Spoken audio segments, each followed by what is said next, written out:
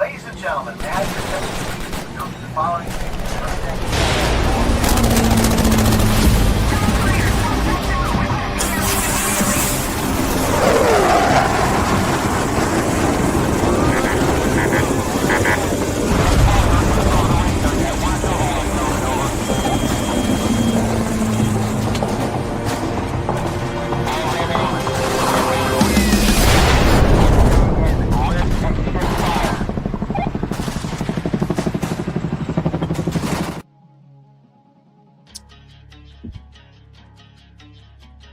What's going on, everybody? It is now Thursday, 7 p.m. I'm Ty, 1/3 of the most powerful veteran podcast in the entire globe. Let's get over to Matt Johnson and see what he's got.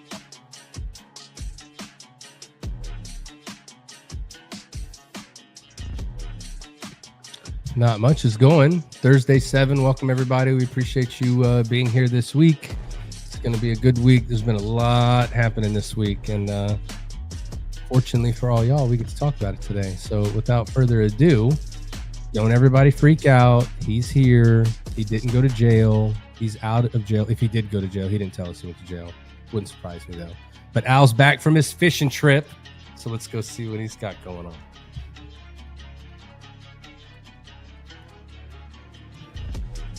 So, truth be told, I wasn't fishing. I was locked up for back child support. My bad. I'm caught up. We good.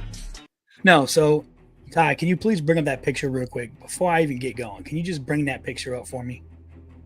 Can you bring up this? Look at this motherfucker right here. Here's what I want to say. This is so appalling that it's not even funny. Like, I was hoping it was AI, but it's not. The chick on the right looks like the Penguin, like face and all. Like, she looks like I'm waiting on Batman to kick in the door and batarang her ass across the room. He probably need to bring somebody with him. That's a big old girl. How you gonna pin on Master Chief and be out here counseling sailors, talking to sailors about standards, and you look like you ate 2 sailors and a Marine on the way in the building? Like, that is sad, dude. I hope the cake cutting ceremony, she ate the whole cake. Like, she had her own special cake, like a wedding cake. This is sad. The dude, now the big boy on the bookend on the left, like Matt said, the bookends, he's a big boy too. But maybe he can make tape. But this is sad as fuck that they let these 2 motherfuckers pin on Senior Chief and Master Chief. And she's cheesing as fuck. Like, they are about to wheel out a cart of cheeseburgers. Like, this is super sad. Like, gig line, bro, gig line my ass. Like, this is the saddest shit I've ever seen. Like, and they pin these people on, and the 2 people in the middle should be just disgusted. I wouldn't even have taken the picture. Like, she needs to turn her anchors in until she gets within the standards and then get them back. Because when you make Chief Petty Officer, you don't even get to pin it on after the season unless you're within Navy standards. I don't know what standards they have now, but that's not even Boy Scout standards, bro. I don't know what the fuck this chick is doing, but it's absolutely appalling. I won't keep going because I could probably go for an hour about how many cheeseburgers she got packed away in her back pocket, or how many chicken nuggets and tater tots she's got in her blouse pockets. But it's sad as fuck.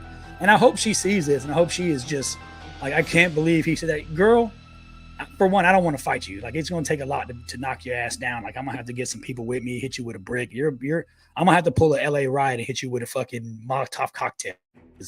Your ass is big. Like, that's insane that you literally somebody made you a Master Chief. Like, it's crazy as fuck that this is where we're at in our military, right?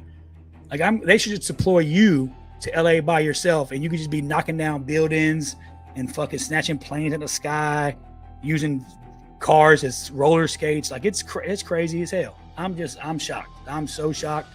I don't give a fuck, Carlos, if she just had a baby. She looked like she had 6 of them. She had a baby hippo, bro. Not trying to hear it, bro. I'm curious if she just how many kids did she? Don't care, bro. Be within standards or get the fuck out. That's what it is. 6 babies. All of them was a hippo and baby elephant. So here's the thing. Just when you make Master Chief in the Navy, guys, that's a 9. I don't know how many 9s are looking to have babies, though. I'm just saying. You normally, a good 15, 20, 22 years in, you're looking to have babies. There is absolutely zero excuse. Zero. Well, like, where is the standards? Oh, they don't have any anymore. She a nuke, man. She's smart as shit. She's cheating hard as hell too, bro. I like how Ty keeps bringing it up like that, so that Al gets even more enraged. It's crazy to me. So let me guess, the dude on the far dude on the left, he had a baby too. Nah, he was pregnant eating, bro. Get out of here! It was sympathy, baby. He had sympathy. He was sympathy eating. Get out of here, bro. This is crazy. Oh, man. This is where our standards are at. Like she's a Master Chief in the United States Navy. Like the 1% make Master Chief. She's the 1%. Well, she's definitely more than 1% body fat, but she's the 1%, bro. She's going to be counseling sailors on their standards and doing DRBs and literally holding people accountable to doing the Navy's mission and so looking like that. What do you think the conversation was like? Results come out, the skipper and the CMC get the results, and they're like, "Oh shit." They was like, they didn't say shit, bro, because they don't want to offend nobody. No, you know, the results come out in the captain's office, and they look at everybody's shit before they go tell everybody who got promoted, right? Because in the Navy now, the results get released to the triad, and then they go tell everybody that they made it. What do you think the conversation was like? Should we really go out and tell everybody that this happened? Or you think they were like, yay, and they walked out? Bro, that girl is so, I mean, I don't even know what they did, but I know that they still pinned her to Master Chief. But here's the other thing, though. Too. They still pinned them. Think about this, though. I know a lot of guys in the Navy right now, and the Navy's this service that does this now. You can't even pin that on until you take orders somewhere else. So sometimes guys are waiting a year to get pinned before they re-enlist and take orders for another tour. So they don't let you just make it anymore and go. Her and the big dude are taking orders to go lead sailors and lead junior troops looking like that. Like, I wish she would try to tell me about my sideburns or tell me about some shit in grooming. I wish she would tell me about some standards. Like, I'm gonna need you. Got away with the Sharpie. I'm gonna need you, hero, to go and get your shit. You know, you need to go fix your sideburns. I wish a motherfucker would. I wish her big ass. I wish she would. That's so funny, man. So, Mr. Mosby's in the building. Hello there, Mo. What's up, Big Mo? Hey, Mo's got his own podcast doing big shit too. I've been watching Mo's stuff, man. Mo's out here doing big things. Yeah. I wish we can get Mo on because I want to ask him about these California, this shit going on in California. Yeah. I'd love to hear his take on what. I mean, what is Mo ain't busy. On. We could send him a link. I'd love to see what he's got, what he thinks is about, you know, his home state, what's going on out there. Like, it's crazy. It's crazy. And I'm gonna say this. I was gonna rant about it, but I'm really not. I'm just gonna say this. Look, man. If you out here burning our flag and waving a different country's flag, that's an act of war, in my opinion, bro. You need to get your ass busted. Like, that shit wouldn't fly in Iraq. If I went to Iraq right now, started a fucking riot, I don't give a fuck what the political issues are, all that. That's got nothing to do with it. Like, we voted for this motherfucker. We got it. This is what we get. This is what it is, right? He's closing the border down. We doing what we got to do. But if you're out here attacking police officers and National Guard and federal agents, man, that's crazy. If you went to Iraq, me and Ty and you went to Iraq and we were fucking burning the Iraqi flag and fucking waving the U.S. flag, they would cut our heads off on national TV. Like, we are such a country that allows motherfuckers. Doc, what's up, Lonnie? We are a country who allows people. And Doc's fucking Mexican too. I'm sure he's scared. I'm sure he's like, oh fuck, they about to come get me and mine. You know. Nah, he's legal. He's good. He's good. He's one of us. He wanted the good ones. You know what I'm saying? But I think it's crazy that we've got people in this country. I've been watching the news all day, and I've been watching. I don't really watch the social media shit because it's all fake news. But I've been watching actual news, and it's crazy to watch people defend it and the people to be like, it's such a travesty, and they're tearing families apart, bro. I'm out here. They using rubber bullets. I'm like, man, let's switch up the ammo. Like, this is absolutely crazy as fuck that you're burning the U.S. flag and waving a flag of a country that you left because it was a fucking shithole. And I don't care who I offend. If you don't like it, fuck you. I don't care, bro. If you're like, oh, I feel bad for them, then take your fucking ass to whatever country you want to go to and see how that shit works out for you. But don't be in this motherfucker burning the flag that our brothers and fucking sisters died for and defended. If you don't like that shit, fuck you. Fuck your mama too. That's how I feel. Stop doing it.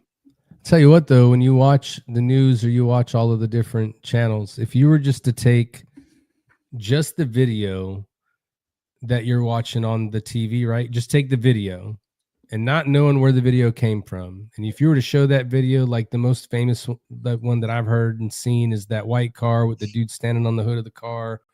He's waving the Mexican flag. And then you've got like all these other videos of all this crazy shit that's happening. If you would have not known where that was, I wouldn't have guessed. Average person would have been like, "That's not in America." There's like, no way, yeah, man. It is. I'm with you. There's no way. Yeah, dude, I've seen coffins draped with that flag, and you have the audacity to stand on this soil and burn that flag.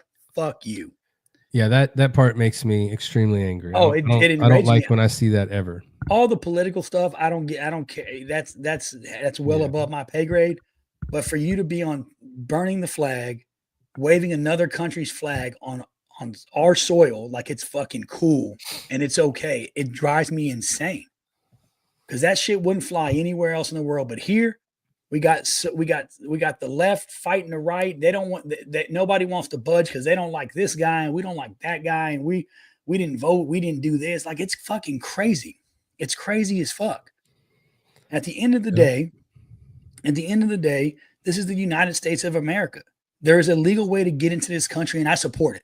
I support all immigration. I come in here, do it the right way. We talked about it, Matt. We had people that I knew that joined the military. I had a friend named Paul Fennell. In fact, he's a Mass Chief who's in standards. He joined the military and got his citizenship while he was in the military on active duty serving this country. Do it the right way. That's the other part that's crazy. So I've seen comments, and you talked about it earlier today, for everybody out there that's saying that you've served with immigrants, like the people that you're seeing on the television, these people that they're deporting. Anybody that says that, you're not speaking a true statement. Because in order to join the U.S. military, you have to have a green card, or you got to be a naturalized citizen, or you got to be a U.S. citizen. You can't be an illegal immigrant and get in the United States military. So all the people that they're deporting are people that you could have never served with anyway. So like you may have known immigrants, like we all know a ton of immigrants. We know a lot of people that came to this country and they got their citizenship and all that stuff. The part that makes me angry is everybody's trying to find a justification for one side or the other, right? So I was talking with Cole about this the other day. We were kind of talking about it, watching the TV, and it's one of those moments where I got to give him like a viewpoint of what I was looking at. And I said, listen, there's no winner here, right? There's not.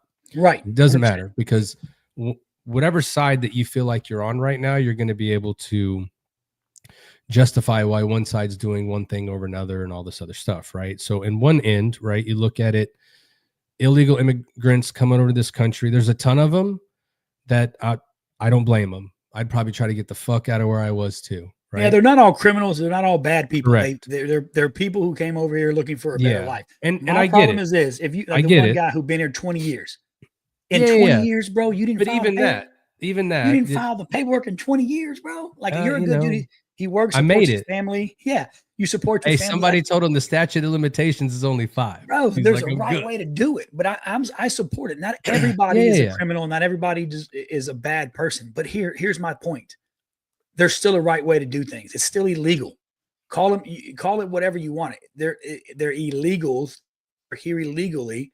So either do it the right way or go back to where you came from. Yeah, but that's my favorite.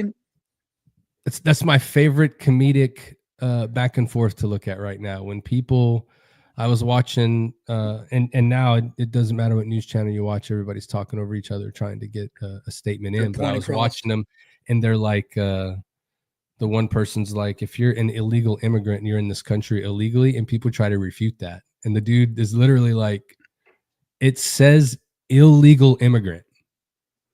There is no like legal immigrant. It's an illegal immigrant, or you're like a naturalized, or you're immigrant. Like, they wouldn't put illegal in front of it if it wasn't illegal to do it, right? And at the end of the day, they show the pictures and everything of all these guys that they're catching, that they're deporting, which are bad people, man. They're not people that I want around my family at all. And, you can watch a whole bunch of stuff that they've talked about and listen to all of it. They've tried to do it easier, tried to go in and get these guys inside of prisons because they're there, they got arrested, whatever. But now with sanctuary city laws, some of them get released, and that's why they're going into the communities now, because they need to arrest these guys. And unfortunately, if you came here illegally and you get caught up with some other people that did some dumb shit before they came here that are wanted criminals that are illegal, then everybody's getting deported because everyone's there illegally. And it's Jovan. Yeah. And you know what's crazy? And here's the other thing. Right. Man, I'll tell you right now, lied, bro. I'll tell you right now, he did like a 30-40 minute like history lesson on stuff like this the other day. I saw it on YouTube. And as I watched it, there's points where you want to be like, what? But then it's Joe. You can't, it's hard to argue with him because then he tells you why and what he's researched and what he's looked at, and he's looking at it from that angle. And so, like, he's been on our podcast twice. Every time I listen or hear something from him, I get educated. Yeah. Oh yeah. That ain't the news, bro. That's not the news. That's reality. That's not fake news. Yeah. That's reality. I don't know. I don't understand the logic behind trying to fight this and fight that. I look at it this way. Cali just had massive fires. Fucking city almost burned down, right? Couldn't get the fire department right. Couldn't get water over there. They couldn't save shit. Shit burned, right? Yeah. Now we're going to deport illegal immigrants, and in most cases, felons, rapists, like bad people, right? Yep. And now that city's fighting and throwing bricks at cars and shit. At some point in California, we've got to go. There's got to be a better way to do any of this, right? Right. They're so worried right now about trying to prove why they're not wrong or why it's okay. You know what I mean? And instead of tackling the problem head on. But that's, again, you said it, Al, like when people don't like each other in one way or another, they're going to find a way to make it about the other person. And unfortunately, people in California that are living their lives peacefully and doing the right thing, and they're abiding by laws, whatever it is, they're the ones that have to suffer. They ain't getting home. They're worried about driving down the street and getting their freaking windshield banged in with a brick at 40 miles an hour just because somebody missed ignorance is bliss, car. man. You know what I'm saying? Ignorance is bliss too. I've got friends that I respect dearly, like to this day, like on social media, posting shit. I posted on one of a guy's Facebook, and I was like, hey bro, that's kind of fake news. Make sure you fact check before you just push the propaganda and talk the shit. And his response back to me was like, nah, I'm good. Yeah, you're part of the problem because ignorance is bliss, right? If you're going to post it, make sure or I'm willing to have a discussion with you over. My problem is always been the same thing. There's a right way to do things. There's a wrong way to do things. Out there burning down a city and causing damage and looting your own neighborhoods and your local businesses and causing destructive damage. That's definitely not the right way to do it. That's what happens in third world countries. But if you allow a third world country to infiltrate and just overtake your country, then your country can become a third world country. It's just part of, like, you're bringing that shit and that thought process and that mind state to where we're at. And that's what's happening in California. You've got people, I mean, you're burning our flag. How fucking dare you? That flag drapes American soldier coffins. Yeah, how fucking dare you? Think about it this way though. This is the other thing that we really have to sit back and look at. This shit didn't just happen. No. 4 months ago. It didn't. The shit's been brewing, and it's been in the oven, and it's been cooking for 4 or 5 years now. And it's at the point where when you don't do anything about kind of letting people do whatever they want, think how they want, and not follow like rules, laws, things like that. I'm not saying no, you're right. When everybody on both sides is great, but this has been something that's just been brewing, and it just so happens the guy that could set it all off and shoot the lid off the jar, blow the cap off the radiator, is the guy that got elected president. If it would have been anybody else that got elected, it wouldn't be this bad. But the problem is there's such a hate for this side or that side and what's going on. Like, yeah, but here's the other problem too, common sense. When you erase the law, as we know, when you erase the law and say we're going to have sanctuary cities and we're going to totally circumvent the system and circumvent the laws that are in place for a reason, this is what happens. Once you say we're not going to hold anybody to us, we just seen the picture of the fucking fattest Master Chief in the Navy right now. once you're not going to hold somebody to a standard, there she blows. I hear well sounds every time I see that picture. But once you don't hold people to a standard and you start relaxing standards and you start saying that this law no longer exists in this city or in this area or in this state, you're only asking for problems, right? The law should be the law. It should be it's cut and dry. It should be here's the law, here's the Constitution. Yeah. It should be. Here's it should what be it like is. that 100%. Or Or get out like standards. You can't relax the standards. It should we're going to allow it in New York, in California, in Minnesota. We're going to relax all the standards, and we're going to make it where we're not going to follow the laws of this nation. And now we're in California, and they're burning local businesses, and they're looting and stealing fucking beer. Yeah, that's the funny part when you see, come on, you see them stealing Apple fucking iPhones and iPads from an Apple store just because they have the opportunity. Not going to work for you, but good try. You guys do live in California. You could steal an iPad without going to jail. It's all good. As long as it's less than $1,000, they ain't arresting you. That law's in place. You relax standards and this would happen. I mean, it is. And now so I got a quick question. I got a quick question. What do you think, Ty? I'm kind of quiet over there. I'm just producing the show. No. I love opinions, especially yours. Your opinions to come through, because I think I'm going to be opposed a little bit to what you're talking about, because whereas I believe that, most of what you were saying is what I would say. We defended this country. Don't come here and protest the way you're protesting, because there is violence. I've seen windows getting crashed out. I've seen at least 3 or 4 cars. I've seen people getting beat up. I've seen some family in a van backing up in circles because they were scared for their lives. So for people to tell me this is not violence or it's not riotous, it's untrue, because I've seen it. The thing that bothers me about this entire response is the rhetoric that's being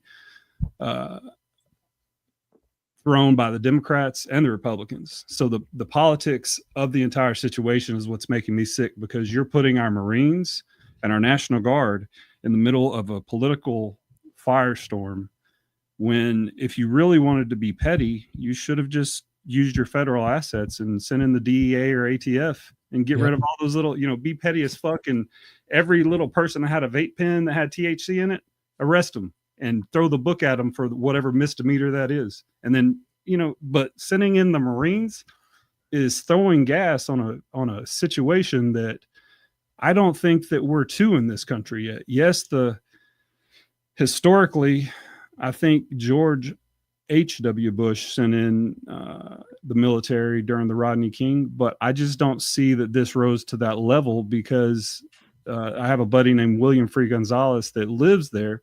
I think he lives in Rancho Cucamonga, but he told me that most of this stuff is like in a 1 mile square area, which is a business district. So if they're already cordon off the area to where they're going to protest, and then the LAPD, the California state troopers, and then whatever federal assets you have there, that should have sufficed. I don't understand. And then this is the part where I agree with what my brother Al says from a perspective of service, but I look at things from a macro perspective, because I'm highly interested in national politics, and I am just sickened by the responses from both sides. And I would plead with both sides to quell your words, because the words you're using are not commiserate with the level of dysfunction that's going on. Yeah. So there's a disconnect there. So that's my oppose. Like, I agree with everything Al says about the chief. Even though they're nuclear and they're Navy, I shut up for that, because, Army, Navy, I was just going to let y'all talk about that. But yeah, I agree with you totally. Don't come over here and start fucking around. This country is the best country in the world. And I have a huge ego. And I think America expects instant gratification. And we are a different nation than anybody else in the world because of that. And that is the source of our greatest superpower. And at the same time, that is the source for why everyone else hates us. And I use quotes because most people don't hate us. They just think we're gluttonous. And we are, because we got it like that. Just put it in common parlance. But that's what I'm saying. Like I have so much anger inside of me, and you guys know how seriously I take this stuff. I am upset with our leadership, with the way they're acting, not what they're doing. The responses that I see with the National Guard out there guarding the federal assets of the ICE agents, I can see how you could get around that. And that's what they're doing. Okay. And you want it for a show of force. Okay. I don't agree with it, but that's fine. So I can get with that. We can talk about that. But the response that every single person is either a terrible person. There was a senator, I forget his name, Senator Padilla, got forcibly pushed out of a briefing today with the DHS. DHS secretary got pushed out of a briefing. And why? What they say happened is not happening. He stood up and he shouldn't have, but there's no reason for Secret Service to push out a sitting senator during a DHS. Hey, look. Hey, Ty. There's no reason for that. Any ass beating on TV is worth watching. I'm just saying. I don't know what was going on. I'm just saying, bro. I said there's no reason that should have happened. Yeah, I agree. Yeah. Those shout out to my boy Sumis on here too. Conduct themselves better. And I challenge you, politicians, conduct yourself better. Yeah. We elected you, and you're not living up to your end of the bargain. This is not what you want. This is what the people that elected you want. Stop acting like children. That's the problem with politics, Ty. It's never about the people. Hold on, I'm not done now. And if you have a problem with that, politicians, call me. I will mentor you. If you need help on how to talk to the American people, come to me and I will help you. My services are open. Email us at triplethreatvets@gmail.com.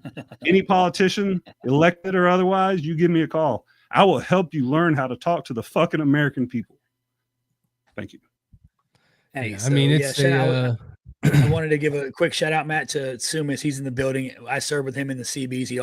Then he went into the Army, so he's a Navy and an Army veteran, badass motherfucker. Me and him have great conversations between me, him, and Mo on Facebook all the time. Like Mo just schooled me with the third world country comment. I'm with you, Mo. That's why I have you in my corner, bro, because you keep me grounded, right? But yeah, for sure.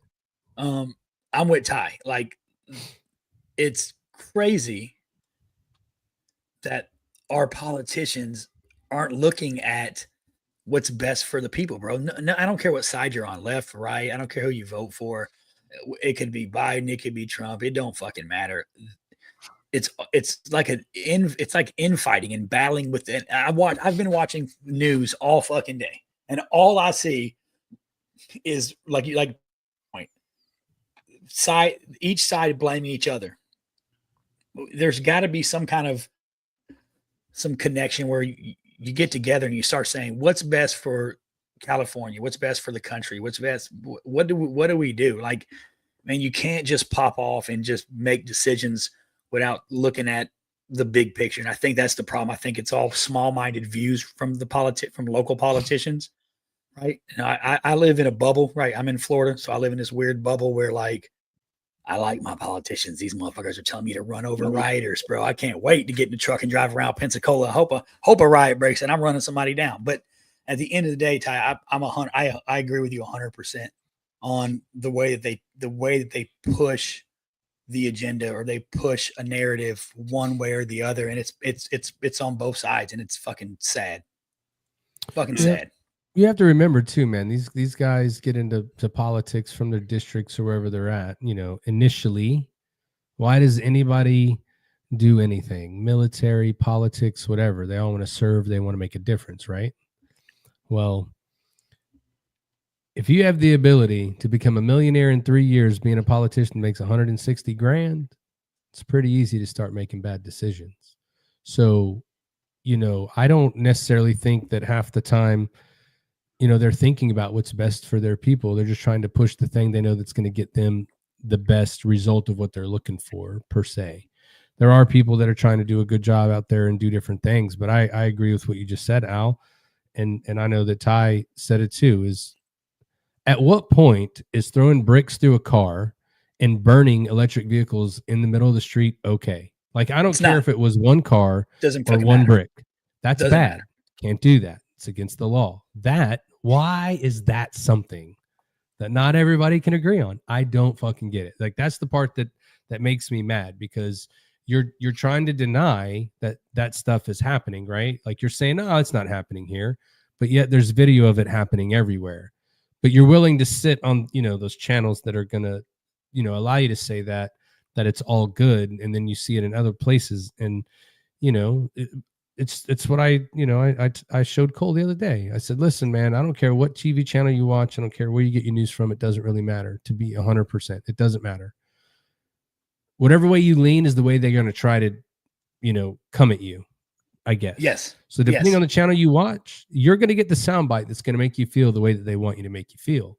And then you can do that. That's why it's good to watch all of the channels. That's why it's good to take a look at everything. I watched a whole bunch of news this week, and I watched a news channel and watched someone give some speech on a news channel this week that I could not stop laughing at how fucking ridiculous it was. And I was like, I cannot believe they pay this person to sit in front of like America and say this kind of shit. But they do. And the reason is because people will watch and they're going to listen. And we're impressionable. We're human beings, right? So you're always going to want to, do what you think is right, He's spot on. Yeah. I feel like he's spot on. There should be term limits in that kind of stuff, right? You can't be president more than 8 years. Why do you get to be a senator or representative for 60? Well, we got to get smarter too, though, Matt. 80 years old. How well are you ready to make decisions about a society and a country and a technology that's moved so far past? Like, you're probably not there. Like, they've shown video of like some dude walking up. I can't remember the lady's name. She was sitting at the chair. Some dude whispers in her ear, pretty much picks her hand up. She pushes the button to vote. The next day she dies. She's just old, man.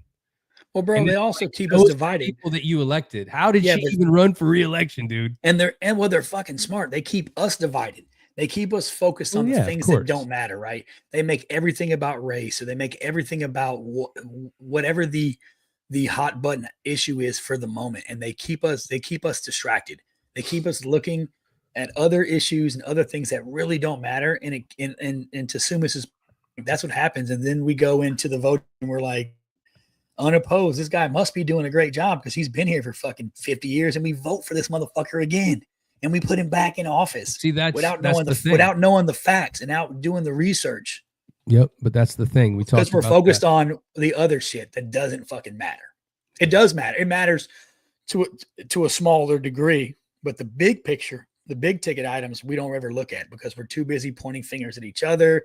We're too busy infighting between each other and arguing over fucking magatards or libtards, and we're over here fucking going back and forth. I mean, we lost a member of our show over political bullshit because somebody's just not strong enough and not man enough to handle a conversation. You should be able to sit down with somebody who opposes your opinion and have an educated conversation. That one's a different topic, conversation for a different day. But I would tell you that we talked about this when this whole election thing went down. If everybody really wants to make a difference, you want to know what the fuck is going on, everybody wants to know who's paying for these riots and protests and all that bullshit, we'll start giving a fuck about what's going on in your local community. Who's your fucking mayor? Who's your sheriff? Who are your judges? Who are your state representatives? Who are these people? What do they do? What is important to them?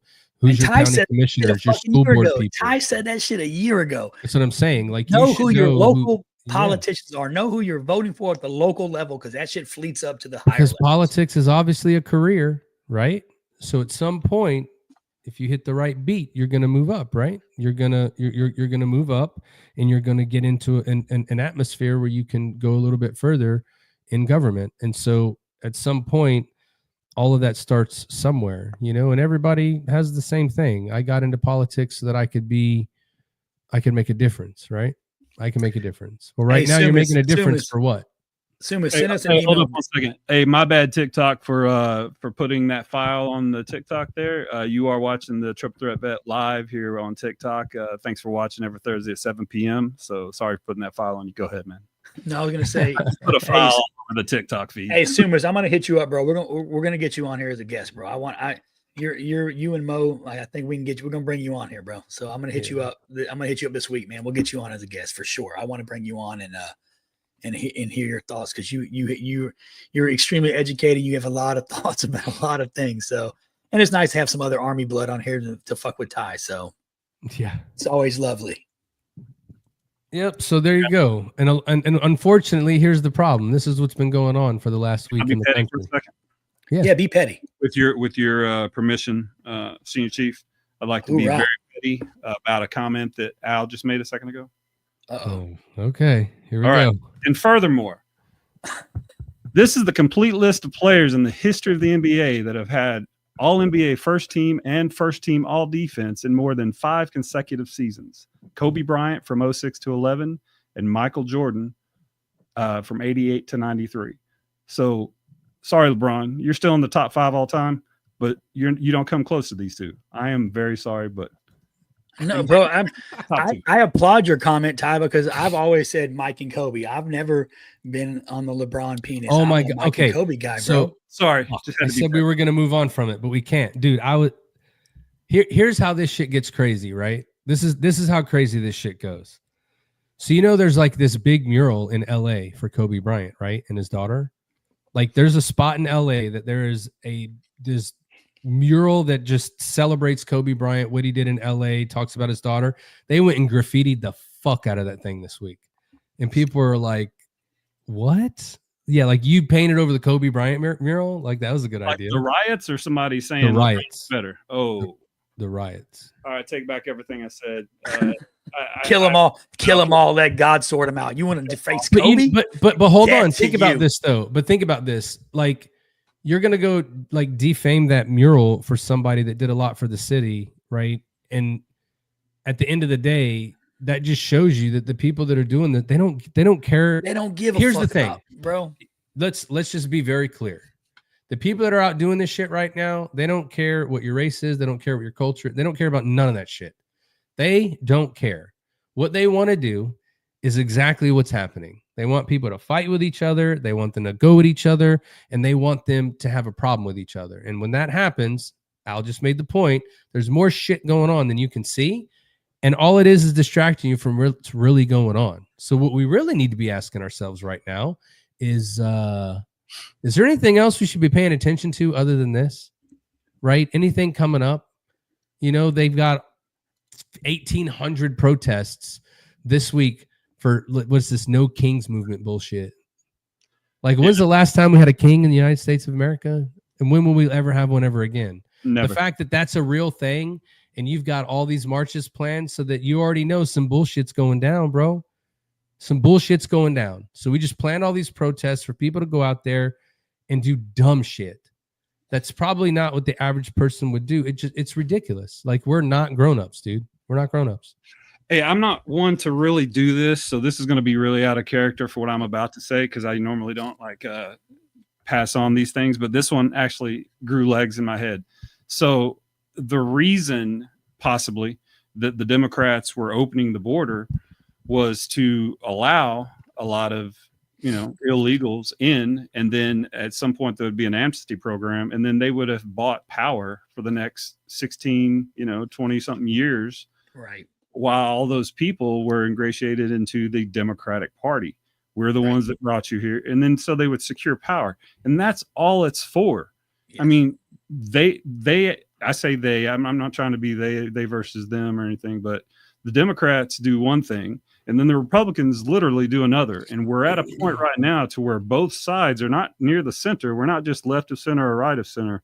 We're a little bit further than just right. I won't say that any of them are far left or far right, that what they're doing right now, they're not extreme, but there's some rhetoric going on that can be combustible to a point, and that's what I would like to stop. But I do agree that a lot of this stuff is being done in subversion to gain political power, and it makes me sick.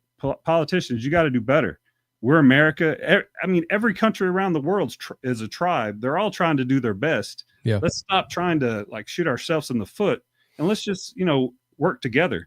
Let's come back to the center a little bit and take care of everybody. I mean, I am all for let's bring me your huddled masses legally, and I want everybody to be here. I believe in a diversity of thought. I believe in diversity, not higher, but I believe in diversity of thought because I celebrate cultures. This can be, I got street cred on this shit. Like back to when I was a kid, I have celebrated every culture I've come into contact with. And I think that's what makes America great. It is not the rhetoric of this is the way it's going to be. No, this is the way it's going to be.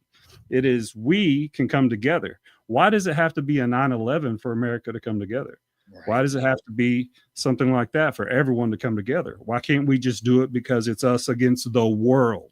Because literally the world doesn't want America to be the big shining mountain or big shining country on the side of the mountain. They don't want us to be the world leader.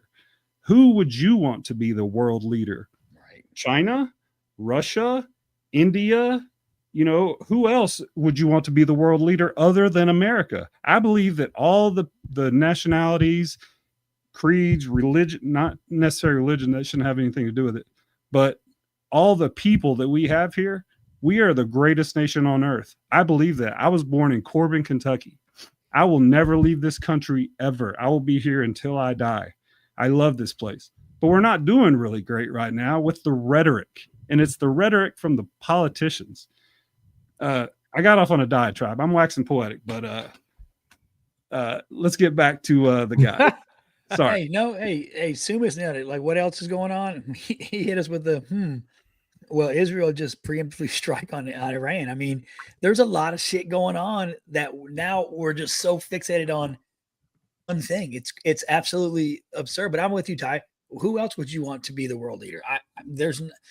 I've been myself, you, Matt, Sumas, fucking Mo. We've been around the world. We've been to other countries, and it's fun to visit. It was cool as fuck to deploy to Korea and fucking Italy and all these cool fucking places. But I don't want to fucking live there, bro. I don't want to live there. I don't want to live in Iraq. I love going to Iraq and going hunting. Hunting was great in Iraq. I don't want to live there. You know what, Bob? You know what I mean? I've been very nice to you for the last 2 years. You love the song "We Are the World." I did. But I'll bust your ass if you fuck with me. You know I'm a 325-pound gorilla, so you can talk that shit if you want to. But I'm telling you, I have views, and I can back up all my views if you want to get physical too, homie. So I would tell Bob this. I would say this to Bob: you've got to expand your thought process, right? We all do. We have to be willing to talk to somebody who doesn't agree with us, who doesn't see our points, and have an educated conversation and not just spew fucking bullshit or just spew like the rhetoric that Ty's talking about. That's what's going on. Like Bob is going to taser me if I go up there on the 3rd of July. He's going to have to. He's going to have to. He's going to have tranquilizers at the ready. William Stevens. Let me read this because I forgot to thank him at the beginning because I was having some producer issues. I'm going to say one thing and then keep my mouth quiet the whole show. All this crazy stuff that's going on in our country, and no one's talking about what's going on in the Middle East. Yep. Absolutely. We talk about Sarah Adams on the show a lot. From the if you don't know who Sarah Adams is, look at her. Look her up on Google and read the reports that she gives out for free on the Sean Ryan show. I mean, there are people. This is why I would love. Let me send you a link, Joe. Or Mo, come on the show, because I would love to talk about that third world thing that we talked about where the other people don't want us as a world power. I'd love to talk about that. Let me finish this, though, here real quick. And then they're saying they're the 3 asteroids that the telescopes aren't picking up that could possibly strike our planet within weeks, and no one's saying anything about it. I don't know what to believe. Okay, I keep my eye on this stuff, William Stevens, and I don't know anything about the one that may hit us in 3 weeks, but there is one that Neil deGrasse Tyson talks about that could possibly come within the range of hitting the Earth in 8 to 10 to 15 years. It's something like it's 6 to 15 years. I don't know exactly. I can get a quote back to you, but there are asteroids, but I've not heard about one. Get my shit together. I gotta get my shit together. I gotta get my life right. I gotta get my ass back in the church, bro. What's really going on? I'm about to party like it's 1999, bro. But Mo, here's what I'll say to Mo. There are a lot of other religions on Earth that want to kill us just for that. There are a lot of other people on Earth who are going to end up needing water in the next 50 years. So there's going to be wars with countries over water. Literally. the basic necessity of water for countries. Ethiopia and Egypt are having issues over water right now. And I want to say China is doing some stuff with dams where they're taking some people's water supply. I don't know if it's the Philippines or if it's Taiwan, but all these things are coming to a head. So when William Stevens says there's other shit going on, absolutely there's other stuff going on. Do I think that the news is going to talk about it? No, because they don't want to incite a riot or panic. More so, yeah, but they can't keep spinning that. Which gets back to what you say. That's why we have some of these other things. There's no money in stealing water. You know what I mean? Because the planet's 75% water. We good. Right. That's going to be the next fucking the war over water. Yeah. I mean, while you're paying like $4 a bottle. Yeah. That's true. Yeah. Man. So who is R.L. Sumez? Is that one of your boys out? Yeah, he's one of my brothers. He was one of my sea daddies when I was in the CBs. Him and Mo, they were my people, bro. And then he went to. We both lost a brother to suicide, Michael Carr, and him and Mike went and served in the Army together when they had that Blue to Green program. So they moved over to the Army. So he finished up his career in the Army. Okay. Awesome guy, like intelligent and beyond intelligent, just super super awesome guy. So I'd love to get him on here one time.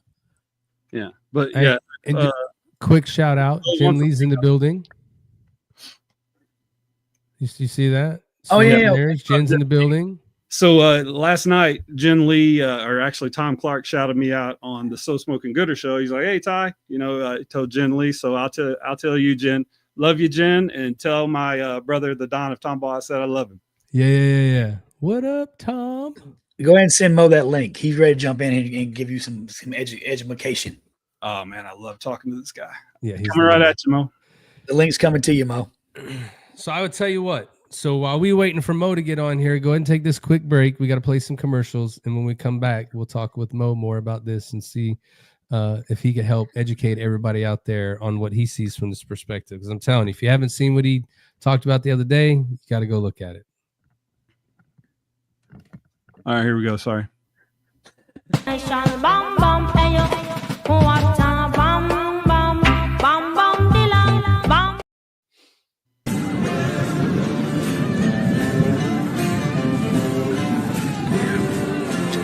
What's the first tee and what's the course record?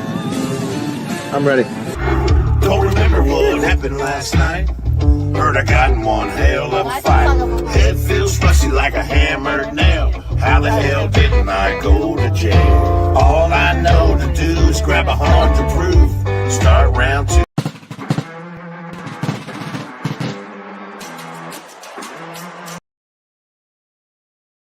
On average, we lose 22 veterans to suicide every single day.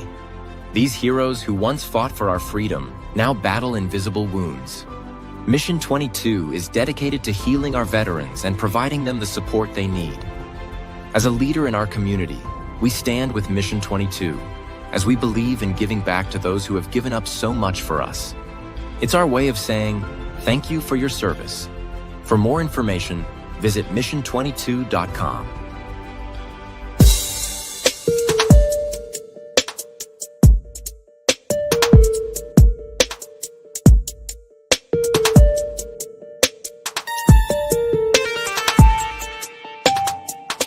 I 100% do. Please keep going. Burn down your own backyard if you must. You know why? Because this right here is the greatest campaign ad that this side never had to pay for. Y'all motherfuckers out there in Los Angeles throwing a full-blown fucking tantrum. Like y'all just crawled out the Rio Grande, screaming death to America, in a country that gave you the fucking freedom to do that shit. You were born at Kaiser Permanente in Burbank. Stop it. You ain't El Chapo, you're Chris from Pasadena. You ain't cartel born. You were Target born with a Costco membership by age 5. Half you motherfuckers protesting ain't even Mexican. You're American with Mexican heritage. And a tattoo of the Virgin Mary you got on a Vegas bender. Don't get it twisted, I respect the heritage. But flying a foreign flag while shitting on the country that gave you the fucking freedom to do it, that's not pride. You don't even go to fucking Mexico unless it's for spring break in Cancun with a passport you got from the US government. And you won't go live there. Why? Because you like your DoorDash, your 7-Elevens, your air conditioning, and your freedom to scream dumb shit without a cartel rolling up on your motherfucking ass. And let's be honest, ain't nobody screaming death to Mexico while flying an American flag through Guadalajara. You know why? Because that's how you end up in a back alley, starring in Cartel TikTok Season 3. Meanwhile, the rest of America is sitting back watching you block freeways during rush hour, destroying businesses, wearing $300 fucking Jordans, screaming about injustice in the city with the most social programs and diversity hires in the fucking country. Y'all are the political version of throwing a Molotov cocktail at a fucking Prius because you're mad about gas prices. So listen, I'm not mad you're passionate. I'm mad you're dumb. And your dumbass behavior is helping the other side more than a Trump rally in Texas with free brisket. Every time y'all riot, loot, tearing up your own shit, you're just birthing another red voter. So yeah, I support the protest. Keep fucking going. Keep flying flags of countries you ain't got the fucking balls to move to. And shitting on the system that literally gives you the right to shit on it. Someone asked me if I support the protest. That is kind of funny, though. That's the greatest, bro. That's the greatest rant I've ever heard. And that's the fucking truth. Yeah. I mean, God. He's that motherfucker said, hey, Jenny Lee said it, Cartel TikTok season 3. That shit was funny, dude. You're gonna have your head cut off, thrown across the border, bro. Keep fucking around. That is so funny. That shit is the truth, though. Yeah, you missed your DoorDash. Hey, look, man. Hey, you never lie, bro. That was the realest shit ever. In the green room, we got our man. I'm telling you. Yeah, here we go. Boy, he's doing it big now. Here we go. He's got his own podcast. Motherfucker doing big shit. I got to see as soon as he gets on, Mo. As soon as you get on, I want to know if you don't have some good Jordans on right now. Go put something on that matches that cool shirt you got on, and then we'll bring you on. But I want to see some cool ass Jordans. There you go. He's got a pair, bro. There you go. You know he's got a pair. I know he does. So funny. Yeah, I know that is, I've seen a lot of stuff like that too, though. And here's the other thing. Ready? This I was thinking about this the other day. It comes to me, right? So we're seeing all of this stuff, right? There's all of this craziness going on right now about all of the the riots and the immigration and all the stuff that's going on, right? Whereas, what was it? 2 or 3 weeks ago, you had AOC and Bernie Sanders flying private jets, going all the country, talking about stop the oligarchy. But I ain't heard nothing from them since all of this bullshit was going on after they left the state that's going batshit crazy right now. I got a question. But you ain't got nothing to say. I got some off topic for you and Ty. Oh, hold on. Let's not get off AOC yet. AOC just backed a Democratic socialist candidate for a seat. I don't know who it is, but a Democratic socialist is who AOC backed. Did I miss a memo that I was supposed to wear the black fucking shirt today, the fucking logo on it? Because I ain't got one. I was wearing the best shirt in the t-shirt contest, and I'm wearing a polo shirt. You know what I'm saying? That's how it works. Some bullshit tie. Yeah, I know. I wanted to wear a black shirt today, so Ty, you look sexy in black. You look good in black. I think you need to get your dishwashing skills ready. Wow, what happened? I guess you're going to be in Hempstead washing dishes this weekend. That's what Jen said anyway. Oh, no. I got to Tatum is going to he's got a swim meet on Saturday, and then he's going to encampment with Civil Air Patrol. So he is going to be gone for a whole week. Ooh, you gonna be all right? Man, he is packing. So he's got fucking camo shit laid out in my living room right now. It's giving me this dude going on deployment. Yeah, that's what I'm saying. Like he's packing up right now. He's got water blivets and wet weather gear and shit. 12 years old. They keep fucking around in LA. They're gonna be sending the fucking his unit to LA and be fucking people up. Hey, you ain't said nothing but a word. That's exactly what the Civil Air Patrol does. Search and rescue in support of the Air Force during times of war or national emergency. I respect them more than the real Air Force. I think they're more military than the Air Force. I just want to give him credit being part of Civil. They do more real shit. Bring on Mo, man. Let's bring on. Yeah, let's do it. Yeah. What's up, Mo? Hey.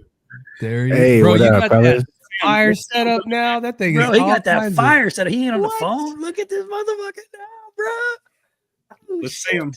Let me see him. Thundercats. You got Thundercat Jordans on? Oh, look at this. I told you he had a pair to match. Look, the red is, oh my gosh. So no shit, Mo. You'll appreciate this story. I ruptured my Achilles in 2013. And I was just getting to the point to where I could wear a pair of shoes again to where I could walk around on a crutch. So on my left foot, I had the boot, the Kobe boot. And on my right foot, I wanted to wear a pair of J's. So I say to my wife, I say, hey, honey, can you get me a pair of Jordans? She's like, which one? I was like, yes. I was like, get the ones that look like Ferraris. And she got those. I had a pair of white ones just like that. So she got those. Yep. The Ferraris, bro. Looks Look at like these Ferraris. things. That shoe right there, it was by Tink, right? And he modeled it after one of Jordan's Ferraris. Look Is at you that knowing some shit. history? Am I correct, sir? Yes, sir. So first of all, Mo, hold on. Those are the last shots, by the way. Those are the last model. That's the last series of Jordans that he wore in his heyday. 1998. That's when he did the push off.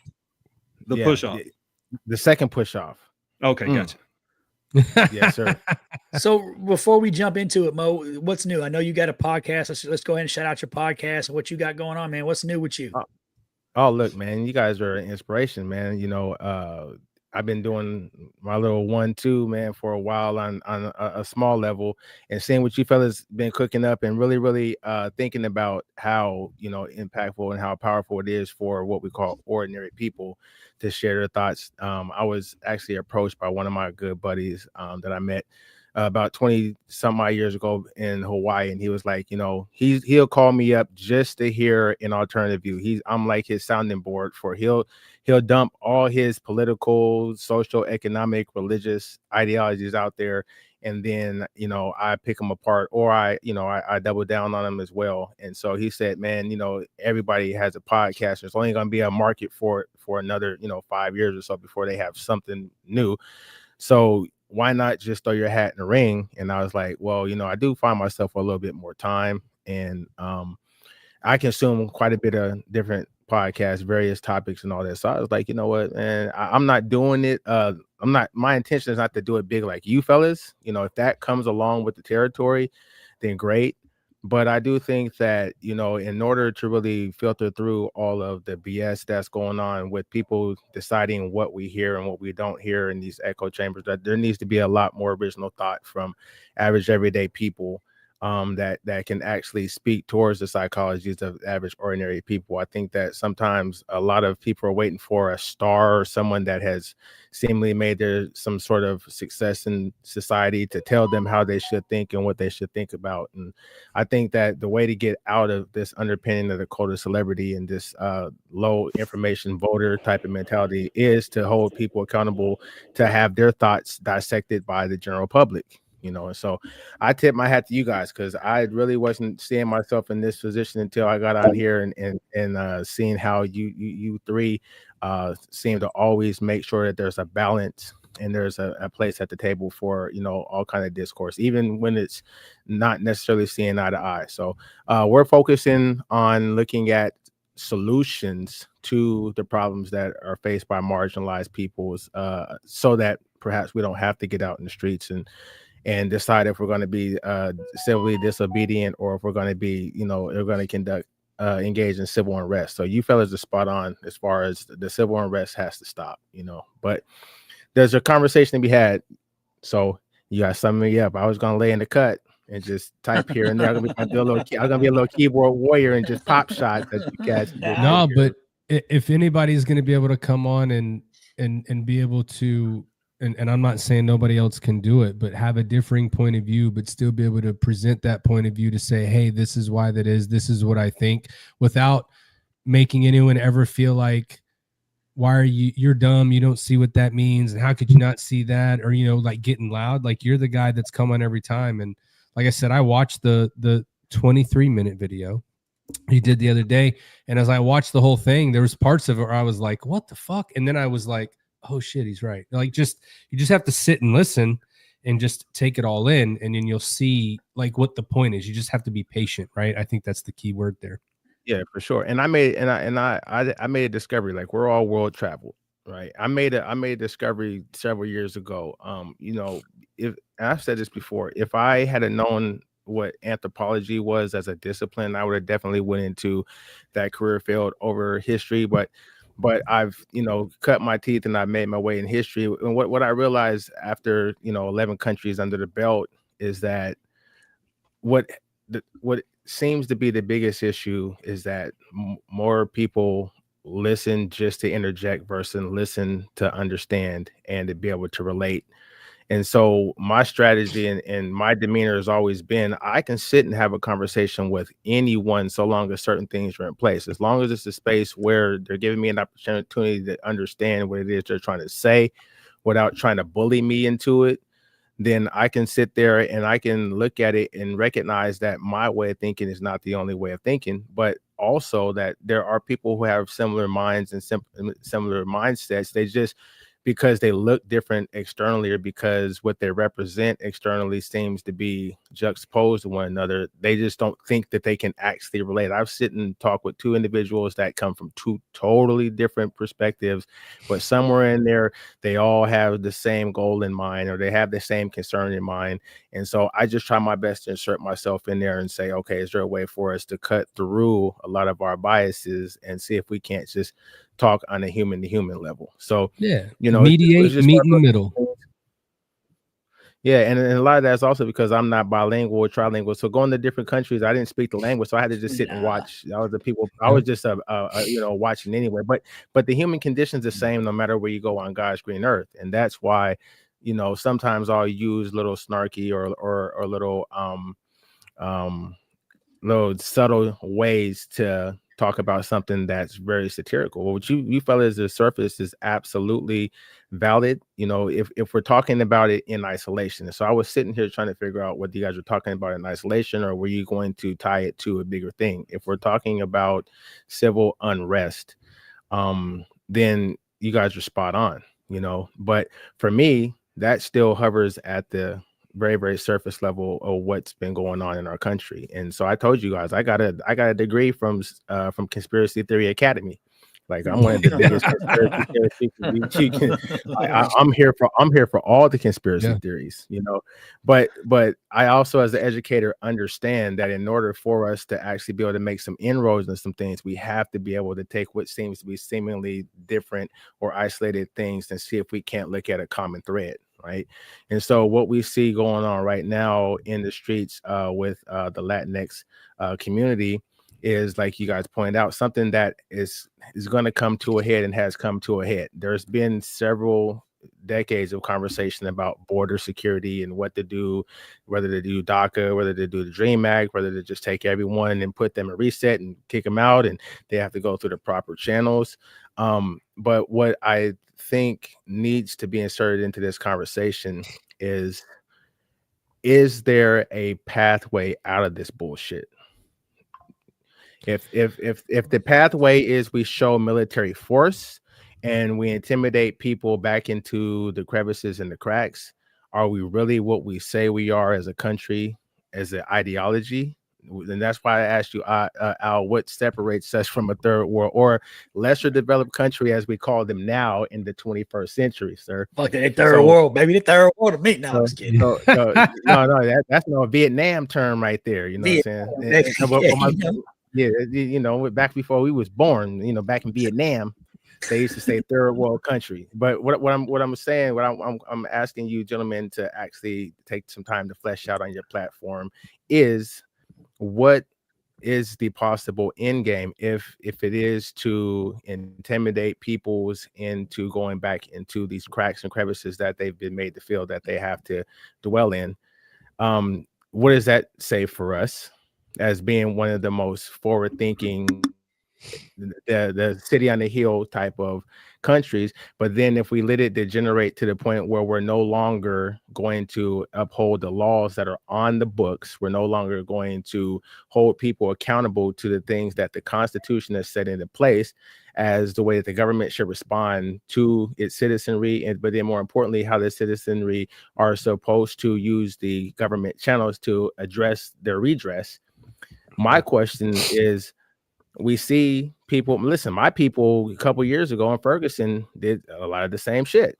And I was on the same time and you guys is on. I'm like, listen, anytime you start doing something illegal as you see as a response for something that you're upset with, you lose your legal high ground. And our country is one of the most litigious countries in the world.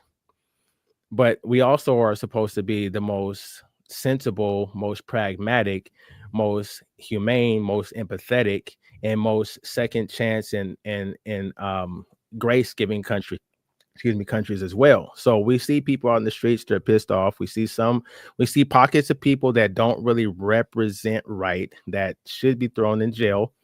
But the reality is that there's what Ty just mentioned. There's a rally that's coming up across around 8 or 9 different states that is going to spin a totally different narrative. The thing is, without there being an end game in mind, we're going to be consumed and caught up in all this temporary dumb shit, and then it's going to go away. Just like no one's screaming out, and I hate to say it, no one's screaming out George Floyd's name right now. No one's screaming out Stephon Clark's name anymore. No one's screaming out these names that people were whipped up into a frenzy to go out and do a little bit of psychotic stuff out in our city streets. All that stuff got tucked back in business as usual.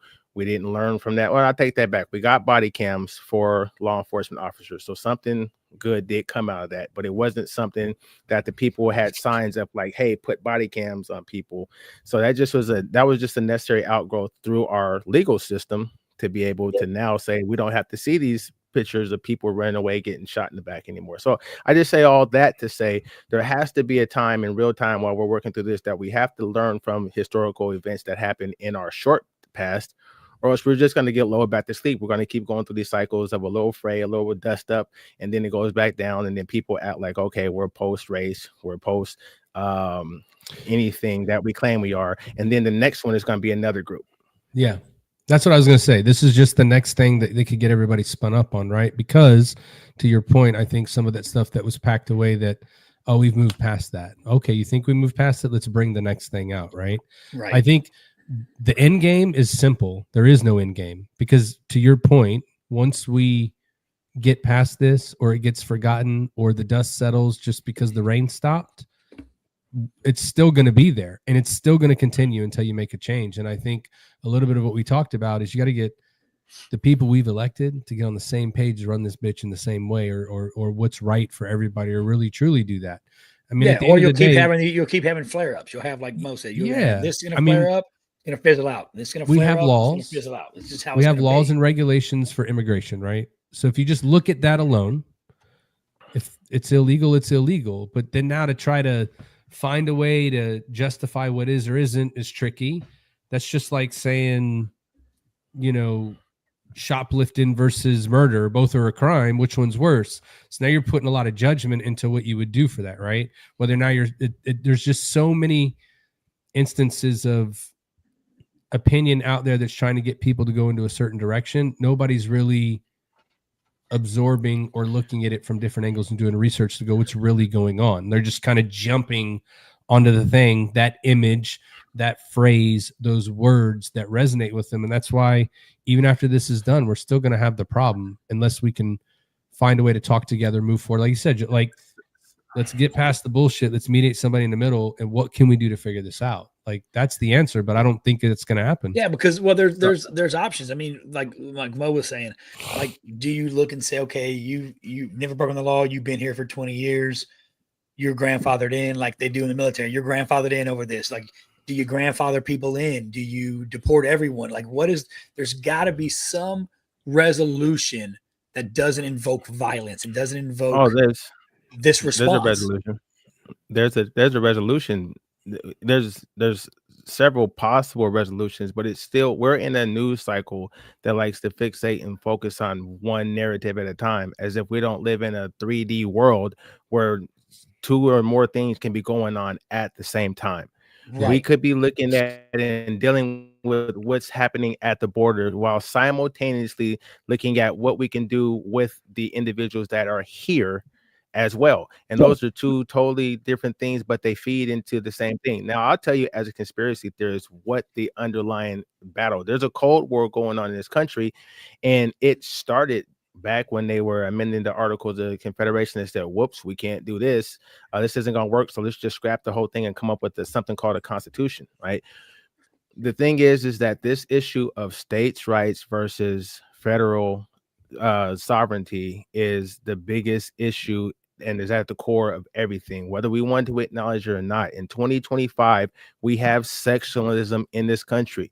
Me being a black man, a person of color, it looks and feels different in the West Coast than what it does in the Midwest, than what it does in the Deep South, than what it does in the Eastern Seaboard. So if someone that looks like me can have 4 totally different life experiences in the same exact country, but the politics wants to go a long swath across and me be represented by a national figure, we still have these issues where it's like, well, where I live at, this is an issue, or where I live at, this is the biggest issue. We're not having riots in every single state. We don't have 48 states worth of riots. And why? Because then there are some states that are untouched, unbothered by this particular issue, because it doesn't impact them on a local level or at a state level. To look at leadership as we need one person to galvanize the whole country, I mean, that is part of the American promise to its citizens, but that's not realistic. What we need is a parliamentary type of Congress where people generally bring the issues of their constituents to the table, and everyone has to negotiate and has to figure out how do we address what's happening in Cleveland while still address what's happening in San Francisco. If we're not going to do that, and we keep saying, oh, well, in America, your perception of America is different than mine, and it's not because of the color of our skin. It's mostly based on what goes on in our locale, what goes on our domicile. Right. And so when people are just thinking, well, this is just an issue of race, or this is the issue of religion, yeah, those are always the cards they're going to play for. I came across something on Facebook that actually woke my consciousness up, and you all probably saw this this meme. It was a picture of like a king and his court on a balcony, and the king was stressed the fuck out.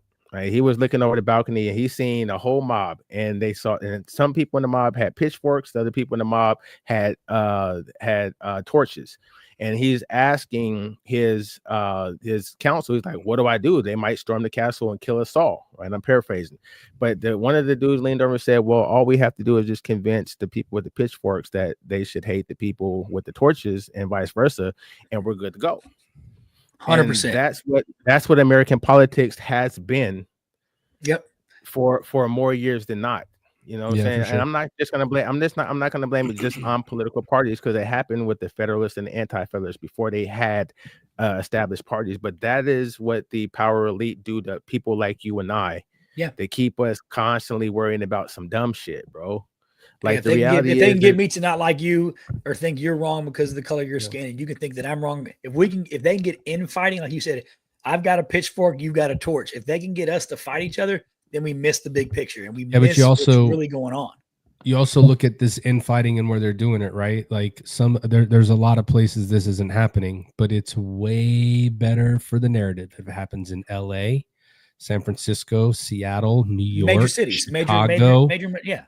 Like these ones Atlanta, where they're made out to be like, these are the model cities of America, right?